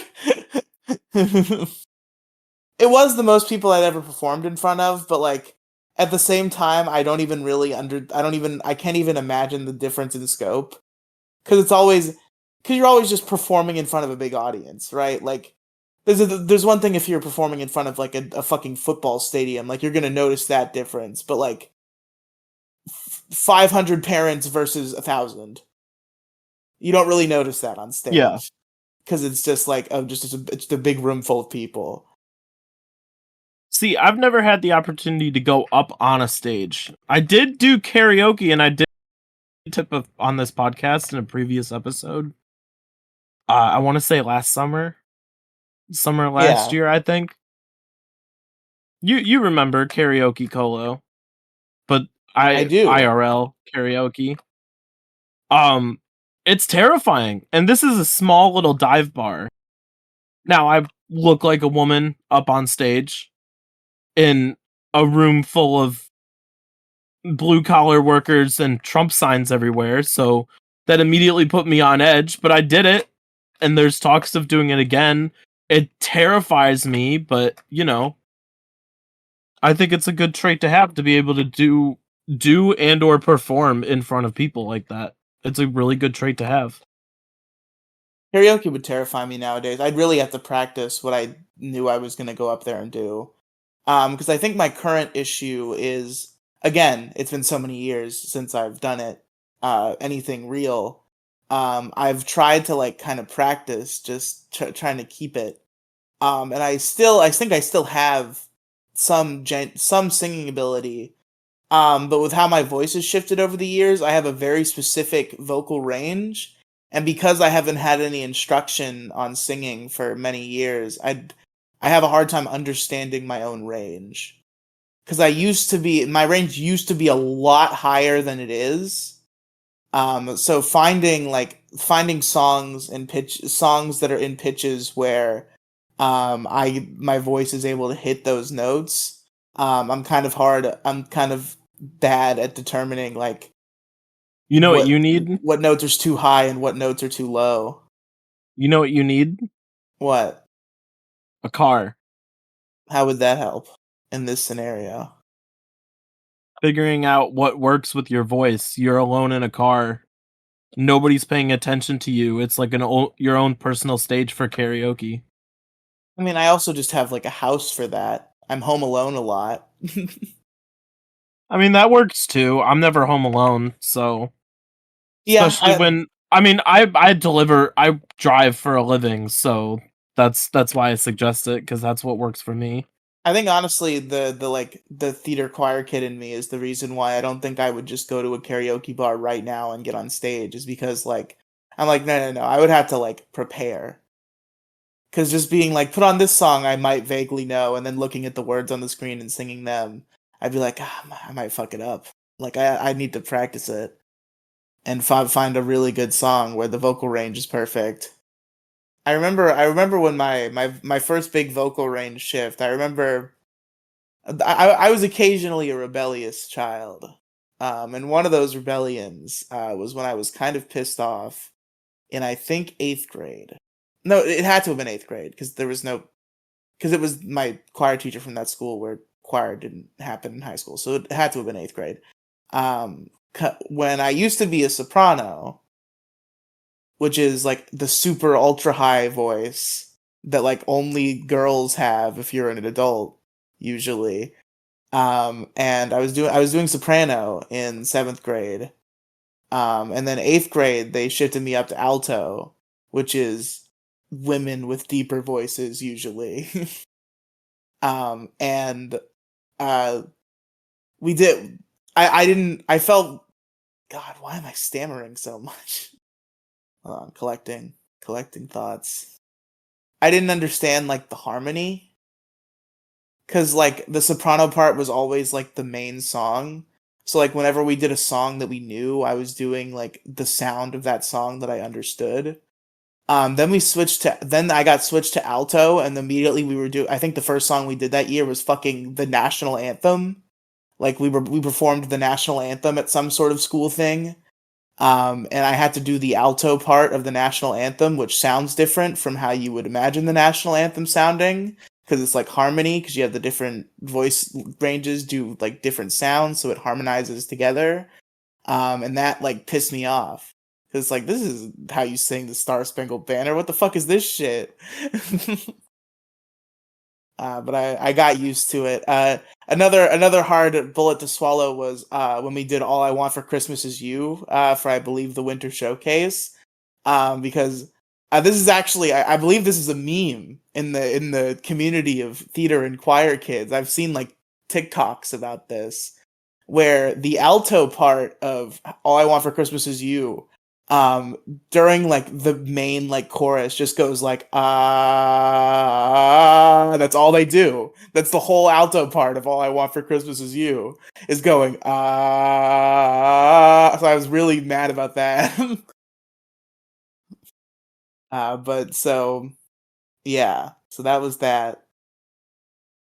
Where was I? Okay, so I did choir in junior year. I regrew my stage fright, but I did it anyway. I didn't like run off stage or anything. I did the thing. I was just really nervous when I did the thing. I was also doing acting class that year, which there, I believe for the first half of the year there were no real active plans for shows. There might have been one that got canceled, but I don't know if we did auditions for it. For the first half of the year, I had a male teacher in this class. And this is a fun story. So this is Riely's character judgment corner. Let's see how good Riely is at judging character. So it had been a tradition for a while that every year I would pick one teacher, and that would be my favorite teacher. I'd call him the scream teacher, because when they walked down the hall, I would yell their name very enthusiastically. And that was just like a fun little bit I had with certain teachers. And that was my theater teacher was that guy for my junior year. And he was great. He was cool.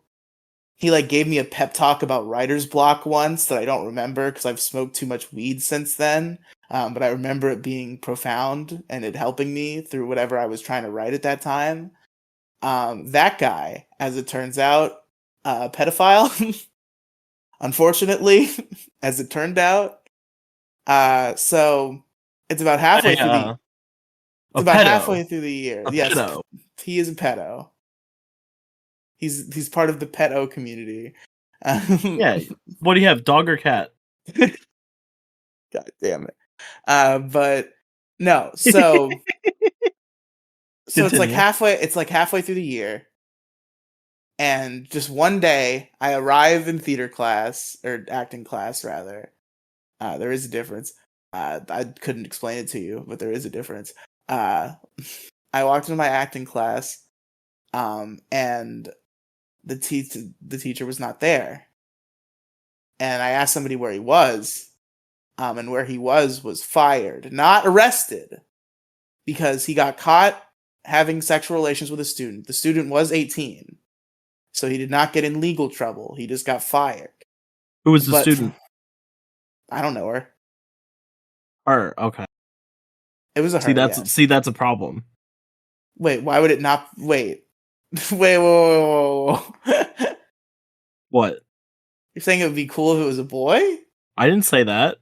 What are you saying? Why did you ask me the gender, and then when I said the gender, you're like, "Oh, that's a problem." Would it not be a Because problem that was either going to be my way? response either way. Oh, okay. Well, then why? Never mind. Never mind. Move on. That's it. Because you're Next giving the bit. reaction that I was expecting you to say. You tricked me. You got me. You hooked I me. did Line trick and you. sinker. Little tomfoolery going on over here. Some silliness going on. But yeah, so he got fired for sleeping with an 18-year-old. And before anybody says that's technically not pedophilia, from what I've heard, I have friends who went to that school before I went to that school. And it was definitely like kind of a known, whispered about rumor that he was involved with that girl, and that was long before she was 18. So he didn't get caught until it was legal, so his ass got to avoid going to prison, but he lost his job over it, at least. It's unfortunate. Yeah. I imagine he walks free to this day. I haven't heard anything about any big cases, so... You know, I've gone my entire schooling career without encountering a pedophile. There were two big pedophile things that happened the year I started public high school. That's wild. Because I did Catholic school. Yeah, you'd think K through they'd be 12. everywhere. At that point, you'd think everyone would be a pedophile. It'd be harder to find not a pedophile. Pope Francis said 2% of all priests are pedophiles. So, his words, not mine. He said, like 2%. It's a lot of fucking priests. Yeah, that's a lot of priests. But anyway, so my acting class does not have a teacher. For a while, there was this like really gruff, strict old man who tried to get us to do like read-throughs of this play that he liked that everybody thought was stupid. So we were all like defiant and not participating. And then that guy left because I think he was just a sub, but he seemed to be under the impression that he would be sticking around for a while, and that didn't end up coming to pass. And we finally got a replacement, a new teacher, a female. And she put together this little show that was just like a compilation of movie scenes. Like it was just like different kids would play like different roles from like different, I guess, like iconic little movie scenes, and they put on like a little showcase. And the unfortunate thing about this, and this really sucks, I wish I had put more effort into figuring this out.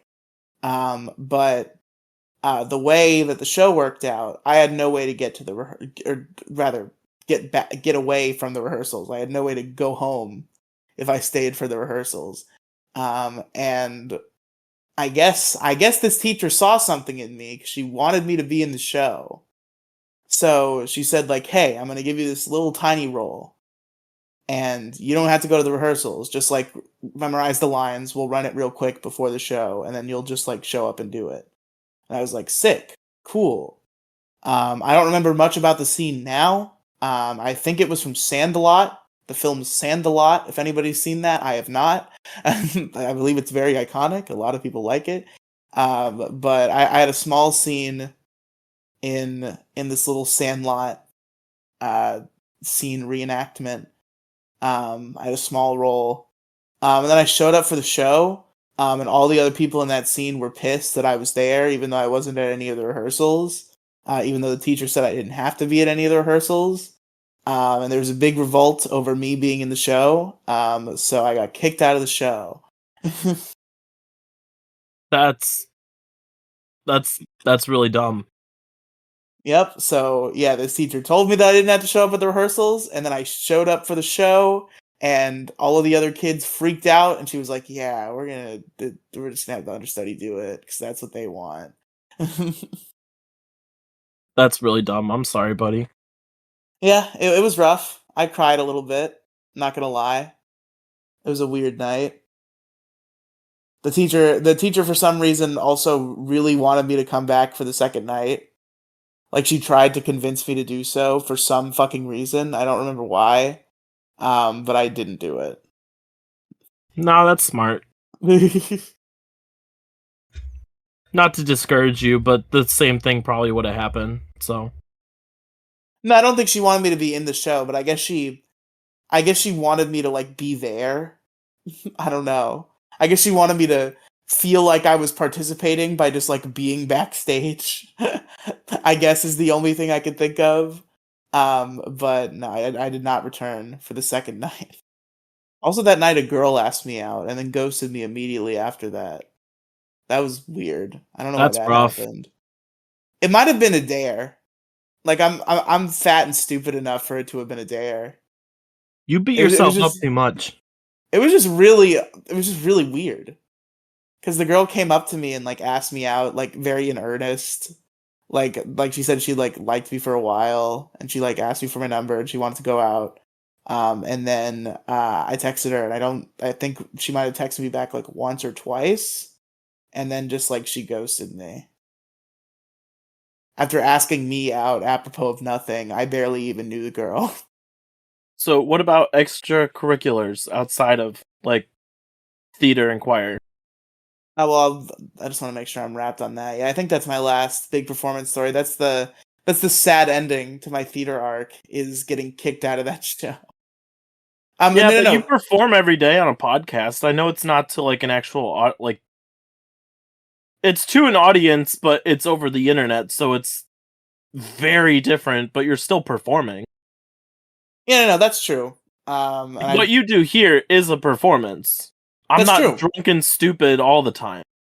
This is definitely an evolution from like my childhood as like a little stage kid. Is doing this because I think I gained an appreciation for comedy as I matured over, I guess, like theatrics. Even though I still have a big appreciation for the theater, I came to appreciate more just like comedy. Like that came to be something that I valued.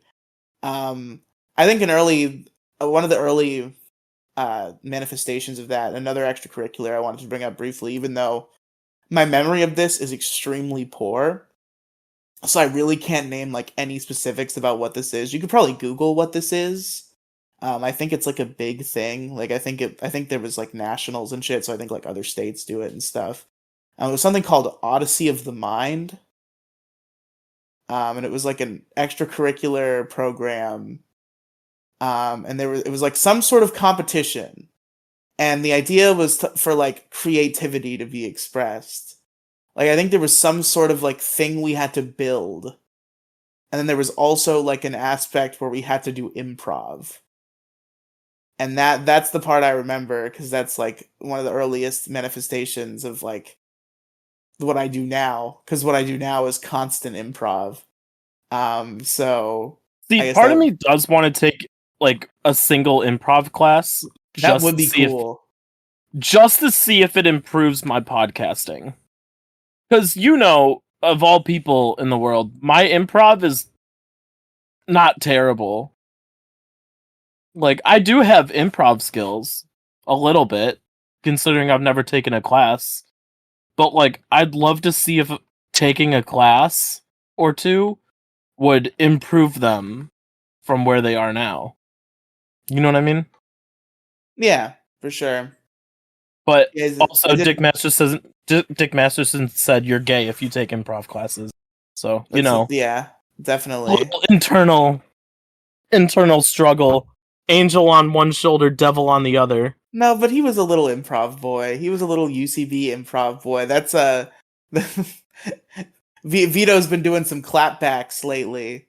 There was a fight recently where Dick and Vito fought about the frequency of live shows because Vito wanted to do like more regular live shows and kind of do like more low key, kind of like a standing thing. Whereas Dick is insistent that all the live shows be like a big event and they only do like one or two a year. They had a big argument about this on air. Very popular. They clipped it immediately because everybody was like, "This argument is fucking hilarious." And they're just arguing about doing live shows. And at some point, Vito just starts attacking Dick, and he's like, "You know that you would love to do like a dumb little comedy show. You know you want to get back in touch with the little fucking UCB boy doing little characters and costumes on the stage."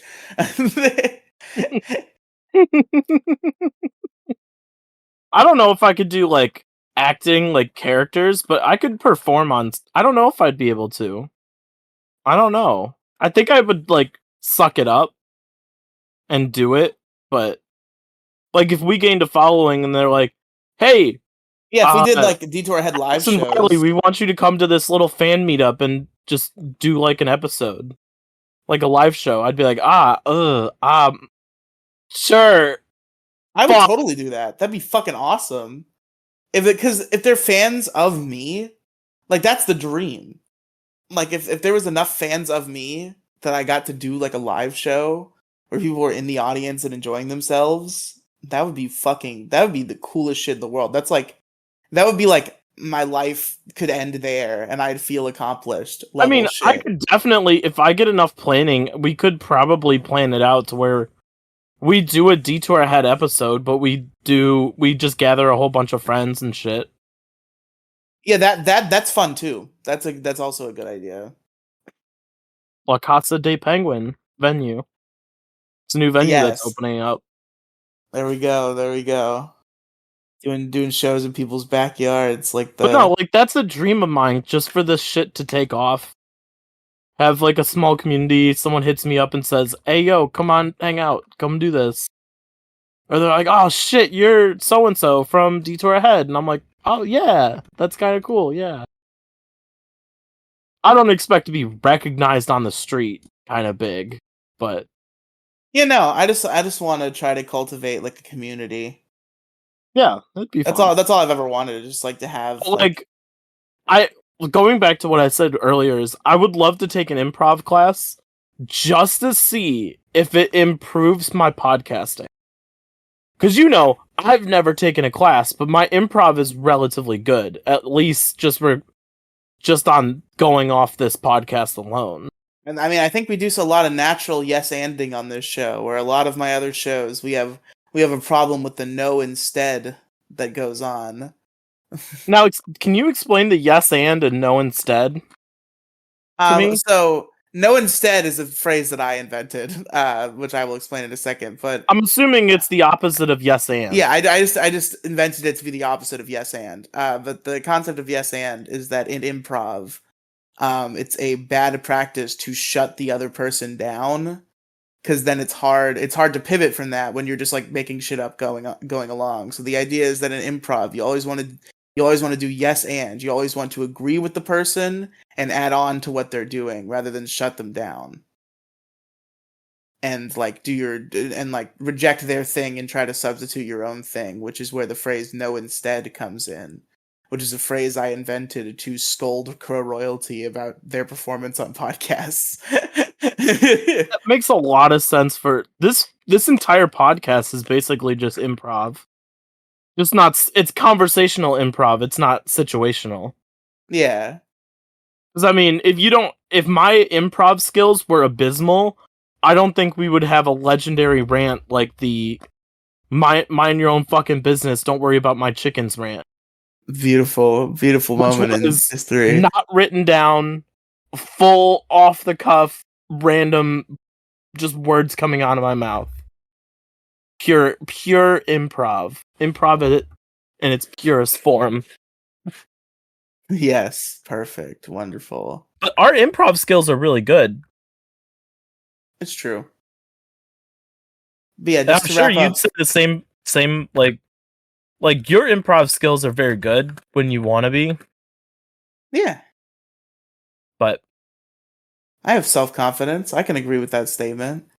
I know I'm very self-critical on certain things. So, Well, Alex, don't be, because you're great. okay, Tony the Tiger, shut the fuck up. But anyway, just to wrap up Odyssey of the Mind, it's something I did. Odyssey of the Mind, the story is that's also another tragic one, where I did it in fourth grade, and it was really fun. We didn't win the award or anything, but we had a good time doing it. We participated. It was a fun time.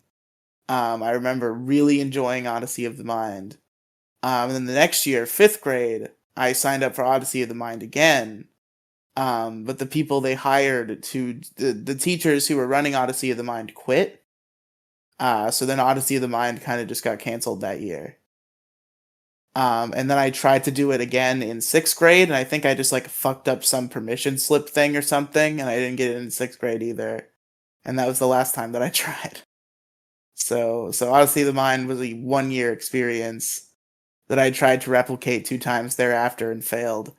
But you know, it was fun once. And I'm trying to think of other things I might have done. Oh, yes, this is what I wanted to bring up earlier. So there's one elective that I did all 4 years of high school, and it was not acting or choir, unfortunately. I would have liked it to be, but there were some snags. So there was one elective I did all 4 years, and that was journalism. I did journalism all 4 years of high school. I took journalism class, and what that basically boiled down to is I don't know if I learned.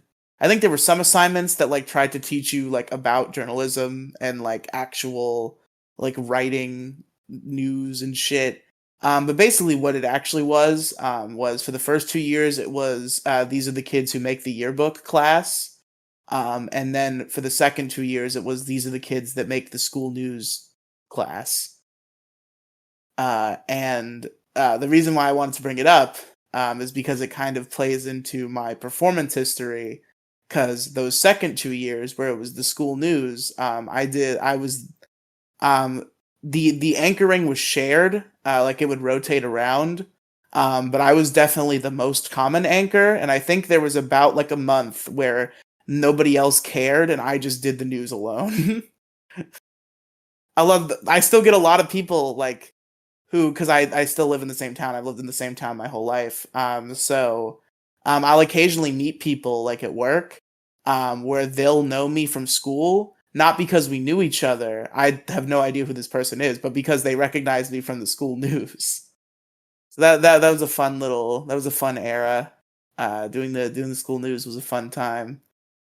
I remember there's one video which I cannot show to you listeners, unfortunately, because it has a lot of branding of the high school that I went to, and I don't want to dox that information. But the video is still out there. I can show it to my friends in private. And it was an advertisement for a lip sync battle that was going on. They were doing this lip sync battle event. Just some dumb extracurricular school thing that I did not. But I did do a lip sync of the Pokemon theme song for the like commercial for this lip sync battle. That's kind of cool. It was fun. It was a good time. Yes, that was my other performance outlet in high school was the school news. That was a good time. And I don't know. I've been thinking about it a lot because like I wish I did more. Like I wish I got to be in more than one play. I wish I did more back in high school as well. I wish I was involved in more, but I mean, there's not really much I can do about it. But we are 2.5 hours in, by the way. Well, we'll end soon, I promise. I just want to say, God damn it! Now I lost my train of thought. Because there was something I wanted to bring up that kind of just happened while we were recording, but it's political, so it might be way off topic. So we can let's just wrap up this conversation, then we can touch on it at the end. Okay. But I had a little more to say in that. Yeah, I mean, it's not like it's something you control. It's just the unfortunate thing about it that makes me kind of dwell on it is high school is really one of the it just provides so much opportunity for that sort of thing where like it's possible to do it outside of high school. Like theater exists outside of high school, but the very barrier to entry is much higher, whereas in school that shit is handed to you. So yeah, I wish I'd kind of taken it more seriously and gotten more experience out of the school environment in terms of theater. Because I still, at the end of the day, I think acting is still like a kind of passion of mine. Like I know I'll never do it, at least like seriously. But like it's one of those things where I'm like, if I could just like, if God came to me and said, right now you can choose your profession and you will be good and successful at it, acting would be on the short list. Like it's still a passion that exists somewhere in me. I just have not put any effort into pursuing it since I lost the very easy opportunity of high school to do so. Makes sense. It's one of those things where it's just like hindsight is 2020, you know? You'll always wish you did more. Like no matter what the situation, you'll always wish you did more, but you can't like dwell on that too much or you'll drive yourself insane. I'm just having a little. I've been having a little think about it. It doesn't haunt me constantly, but A occasionally little I'll kind of. introspective. I got you. Yeah, I got you. I got you. it's made me think about things. Like maybe I will try something little. Maybe I'll see if the local theater does open auditions for anything. Maybe maybe I'll look into the hobby. It'd be nice. I need to start doing other shit in life sometimes. I need a Yeah. hobby that's not just podcasting all the time. Get into drinking. It's a real fun habit. Hobby. Hobby. Yeah, yeah, Hobby. yeah. It's a great, fun little hobby for your friends and family. Not habit. Hobby. Yes, exactly. Of course. You like that Freudian slip? Yes, very good, very That good. wasn't even intentional, by the way. That was not me improv. That was not a joke. That was literally a Freudian slip of me saying, "Oh, you should get into alcohol. It's a good habit, not hobby." Yes. Anyway, But yeah, do you just want to and get political, beyond or do you want to talk about this after the podcast? real quick, I do want to get political, but I just want to say beyond the acting, the singing, the drive to this for the singing too is still there, and I think that I need to act on soon. I just need to hit a karaoke bar and fucking lose myself. I need to this stage fright that I've grown. I need to fucking throw it away because I know I belong on stage, and no matter how I get there, I'm gonna get back there someday. Go for it. Whether it's just fucking karaoke bars or whether it's something more, I'm definitely getting back into it because there was a point where that was my entire life, or at least not my entire well, frankly, to be real, my entire life was video games.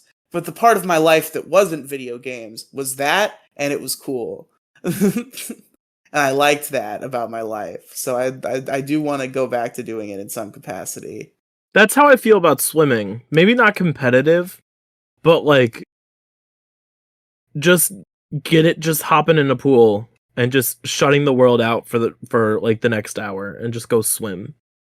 That's kind of how I feel. The different wavelengths, I know, because one is like you're actively doing things, mine's just like working out, but like I gotta go back to my roots a little bit. You to go back to the water. It's been calling my name. It's been too long. Swimming is fun. Swimming is one of my favorite things to do, to be honest. Dude, I love swimming. I love it. It's great. I'll always, actually, one of the things I greatly enjoy in this life, and it's something that's hard to obtain because of the policies of a lot of facilities where you can swim. So it's something I get to do few and far between, and it's always beautiful. I really love swimming at night. That's like my favorite thing to do on this planet is to swim at night. Yeah. Just the cool breeze, looking at the stars. Swimming at night Yeah, is the I best. know what you mean. My parents have a pool. It's an above ground pool. We're not that rich. Let Yeah. me, excuse me. They're not that rich. But, you know, if they knew about me, I would be over there all the time. Be like, can I swim in the pool? Can I swim in the pool? Can I swim in the pool? And just go lay out there. Even if it's not actual like active swimming, just hanging by a pool or being by the water just is so calming to me. I feel like I've told the story about me and my grandmother with the night swimming.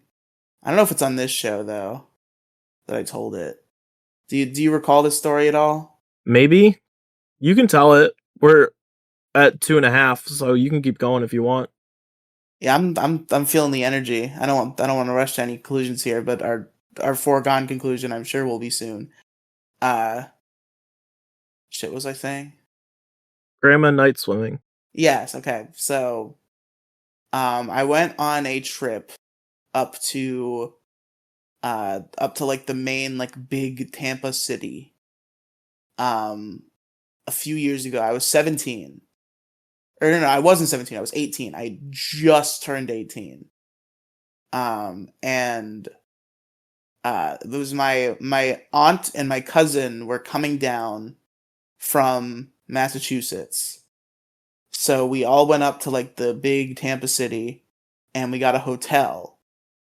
There I believe there were two hotel rooms involved. Um, and one hotel room was my aunt, my cousin, and my mom, and in the other hotel room were my grandmother, her husband, and me. And we all went up to the hotel. We had a good time in Tampa. We did shit, whatever. And the hotel had a pool, and the pool was open like late. Like I think it closed at like 10. So I was like, "Oh shit, dog! It's night swimming time, baby." So it gets around nighttime, one of the nights, and I believe this is night. Was it the same night? I don't remember. There's a couple swimming related stories from that trip. One of which is the day that I appeared on a charity stream for the Pokemon. There was a Pokemon podcast network that I don't know if it's still active. I think it was called Pokecasters, but it's been a long time. And Pokemon Variety Hour was almost on the network, but I think like Brad had beef with the guy who owned the network and said that he would walk if I joined it, so we decided to pull back. But this was years after that, and they were doing a charity stream where they were inviting Pokemon podcasters from outside the network to also participate. And it was like a big like trivia game show. And I signed up for that before I knew I was going on this trip.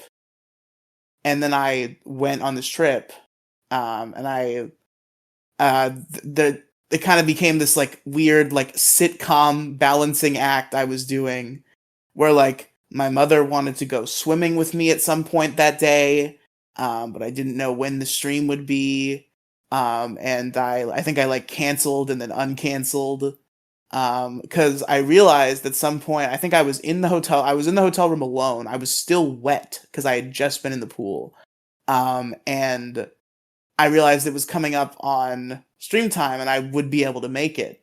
So I recorded. I think I stayed in my wet bathing suit because I didn't have time to change because I was like, I can do it. I can get in. I can be in the thing. So I, in a wet bathing suit for like 2 hours, hung out and did this fucking charity trivia stream. And I think later that night I wanted to go back out into the water, or it might have been the next night. And I told my grandma like, yeah, I want to go out there and swim because I like swimming at night. It's one of my favorite things to do. So I'm just gonna go out there and swim. And at this point, I am an adult man, very very freshly so, but still an adult man nonetheless. So I'm like, yes, a human being with my own autonomy, am going to go downstairs to the pool and swim in the pool. And my grandma seemed like trepidatious, but she was like, "Yeah, okay," because like it's not like she could stop me. So I went down there and I started swimming, and I was having a real nice time, just taking in the night and swimming in the pool. And then grandma's husband comes down, and he's like, "Hey, you doing okay?" I'm like, "Yeah," and he's like, "Okay, good. Your grandma wanted me to check on you." I was like, "Okay, well, tell her I'm fine." And then I continue to swim, and a little bit more time goes by, and then my grandmother comes down, and she's like, "Listen, can you just come back inside, please? Like, I'm worried about you. I'm sorry." And I had to get out of the pool and dry off and leave because my grandma was worried about me swimming alone at night. That does remind me of so senior year. So there's a difference between sorry, I gotta get my thoughts together real quick. Yep. Um so a lot of people in my class for like my grade for swim team, by like sophomore, junior year, everybody was all wearing Speedos and everything. I still had the shorts that went like almost to your knee. You know what I'm talking about? Yeah.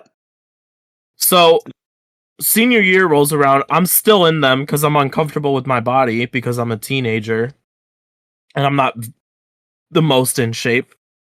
And senior year comes by and the other people start giving me shit for it. They're like, "You're the only one who's doing it. Nobody wears the shorts anymore. You gotta wear Speedo." I'm like, "Well, I don't have one." I'm like, "You know what? Fine. I'll make you a fucking deal. All right? If I go to sectionals, I will wear a fucking Speedo." Senior year, that's when I made the deal. I went to sectionals. I showed up in a fucking Speedo and everybody lost their fucking mind because they're like, "Oh, fucking finally!" Oh shit. It was like a rite of passage, kind of, because I was like, You finally had your body positivity character arc and walked in with your Speedo. Everybody was giving a rousing round of applause at that point. But it's tiny little things like that that make me wish I could go back to high school. Just like the camaraderie of everything. Just the feeling of being part of a group like that. But anyway, I think we've been going for a decent amount of time. Well, now it's time. If you're a pussy liberal, you can turn the podcast off now because it's time for the spicy political it's not corner. spicy. What happened? Tell me.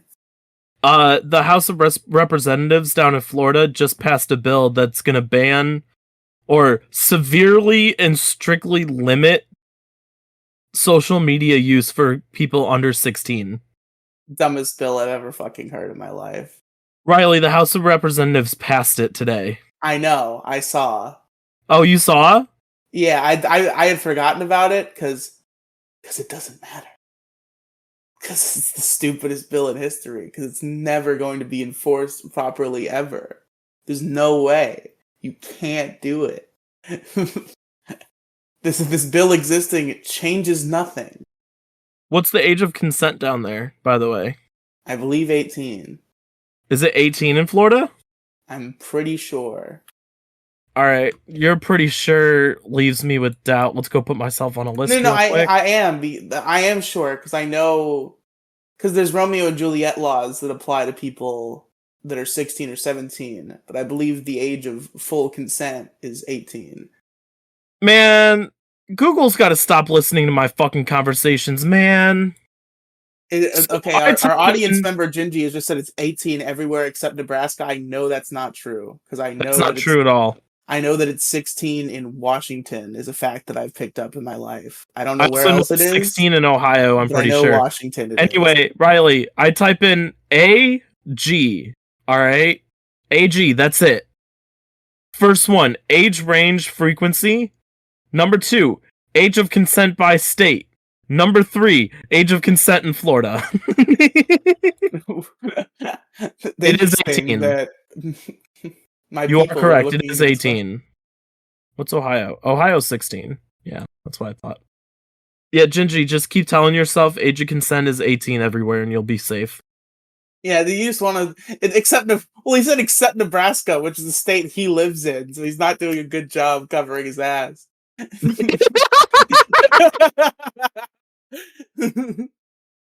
Pet-o. Maybe he's part of he is part of the pet-o community. He's got a couple of them. All right, thank you everybody so much for listening. You've been listening to Detour Ahead. We never introduced the show. Yes, we did. No, we didn't. We really didn't. Into it. No, everybody, welcome to Detour Ahead. Introduce the show. Welcome to thank you for listening to the 2.5 hour cold open. Now we can start the show. Welcome to Detour Ahead. I'm Riely. Here's Alex. Time to go for another 2.5 hours. Here we go. That's right. No, but that bill's dumb. There's no way to enforce it. It's just the fact that the HOR decided to pass it. Like it got written up, the House of Representatives down there with DeSantis decided to pass it. So who knows? Seems like we're just going to be living in in a totalitarian government with Kim Jong Trump. Should we explain the pedo joke so that people It's don't think we're short for just calling pet Gingy a owner. pedophile? Okay.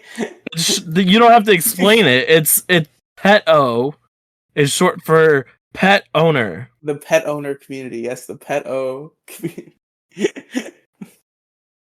We're not calling Raging Genji a pedophile. He's just part of the pet o community. Although saying it's 18 everywhere except Nebraska really doesn't help his case. Pretty sus. Pretty sus. All right, thank you everybody so much for listening to Detour Ahead. If you have not already been listening, you can find it on the YouTube channel at Colochu, COLOCHU. If it actually gets uploaded on time. Unlike the past 2 weeks, I do apologize. Yeah, you bitch. You can also check me and Riely out on the Dickheads podcast as well, coming soon. TBD. Sure, we had to do the big retrospective episode. That was the idea we discussed last time we can do that together. Sometime in February, probably. I'm almost pretty much caught up. I think I only have like 30 episodes left. So once I'm all caught up, it'll become a weekly podcast. So you can check us out there. And no more Dick Masterson content will be. I don't want to say no more. I want to say it's going to be very limited. We're trying to section it off into a different program so that it doesn't infect this one so much for the normies in the crowd that might not know about the Dick Show. Anyway, Riely, what you got going on? You can find me linktr.ee/Riely Cinematic Universe. That's RIELY Cinematic Universe. RILEY Cinematic Universe. No, don't tell them the wrong one. But it's also on my Twitter. RILIE. RIELY tweets. RILEY. Shut up. RIELY Cinematic Universe. linktr.ee/. It's good. There's stuff, YouTube channels, podcasts. RIELIE. Shut up. RILEY. Podcast. Riely Radio live on my YouTube channel, Riely and Friends, and then archival on the Riely Podcast mega feed and a cleaned up archive upload. It's pretty cool. It's pretty good. Last time we did it, I talked to Jetbat and Demigloom, and we had a nice conversation. Thank you for listening to Detour Ahead. I have been Alex. And I've been Riely. And we'll see you next Wednesday. Anwa.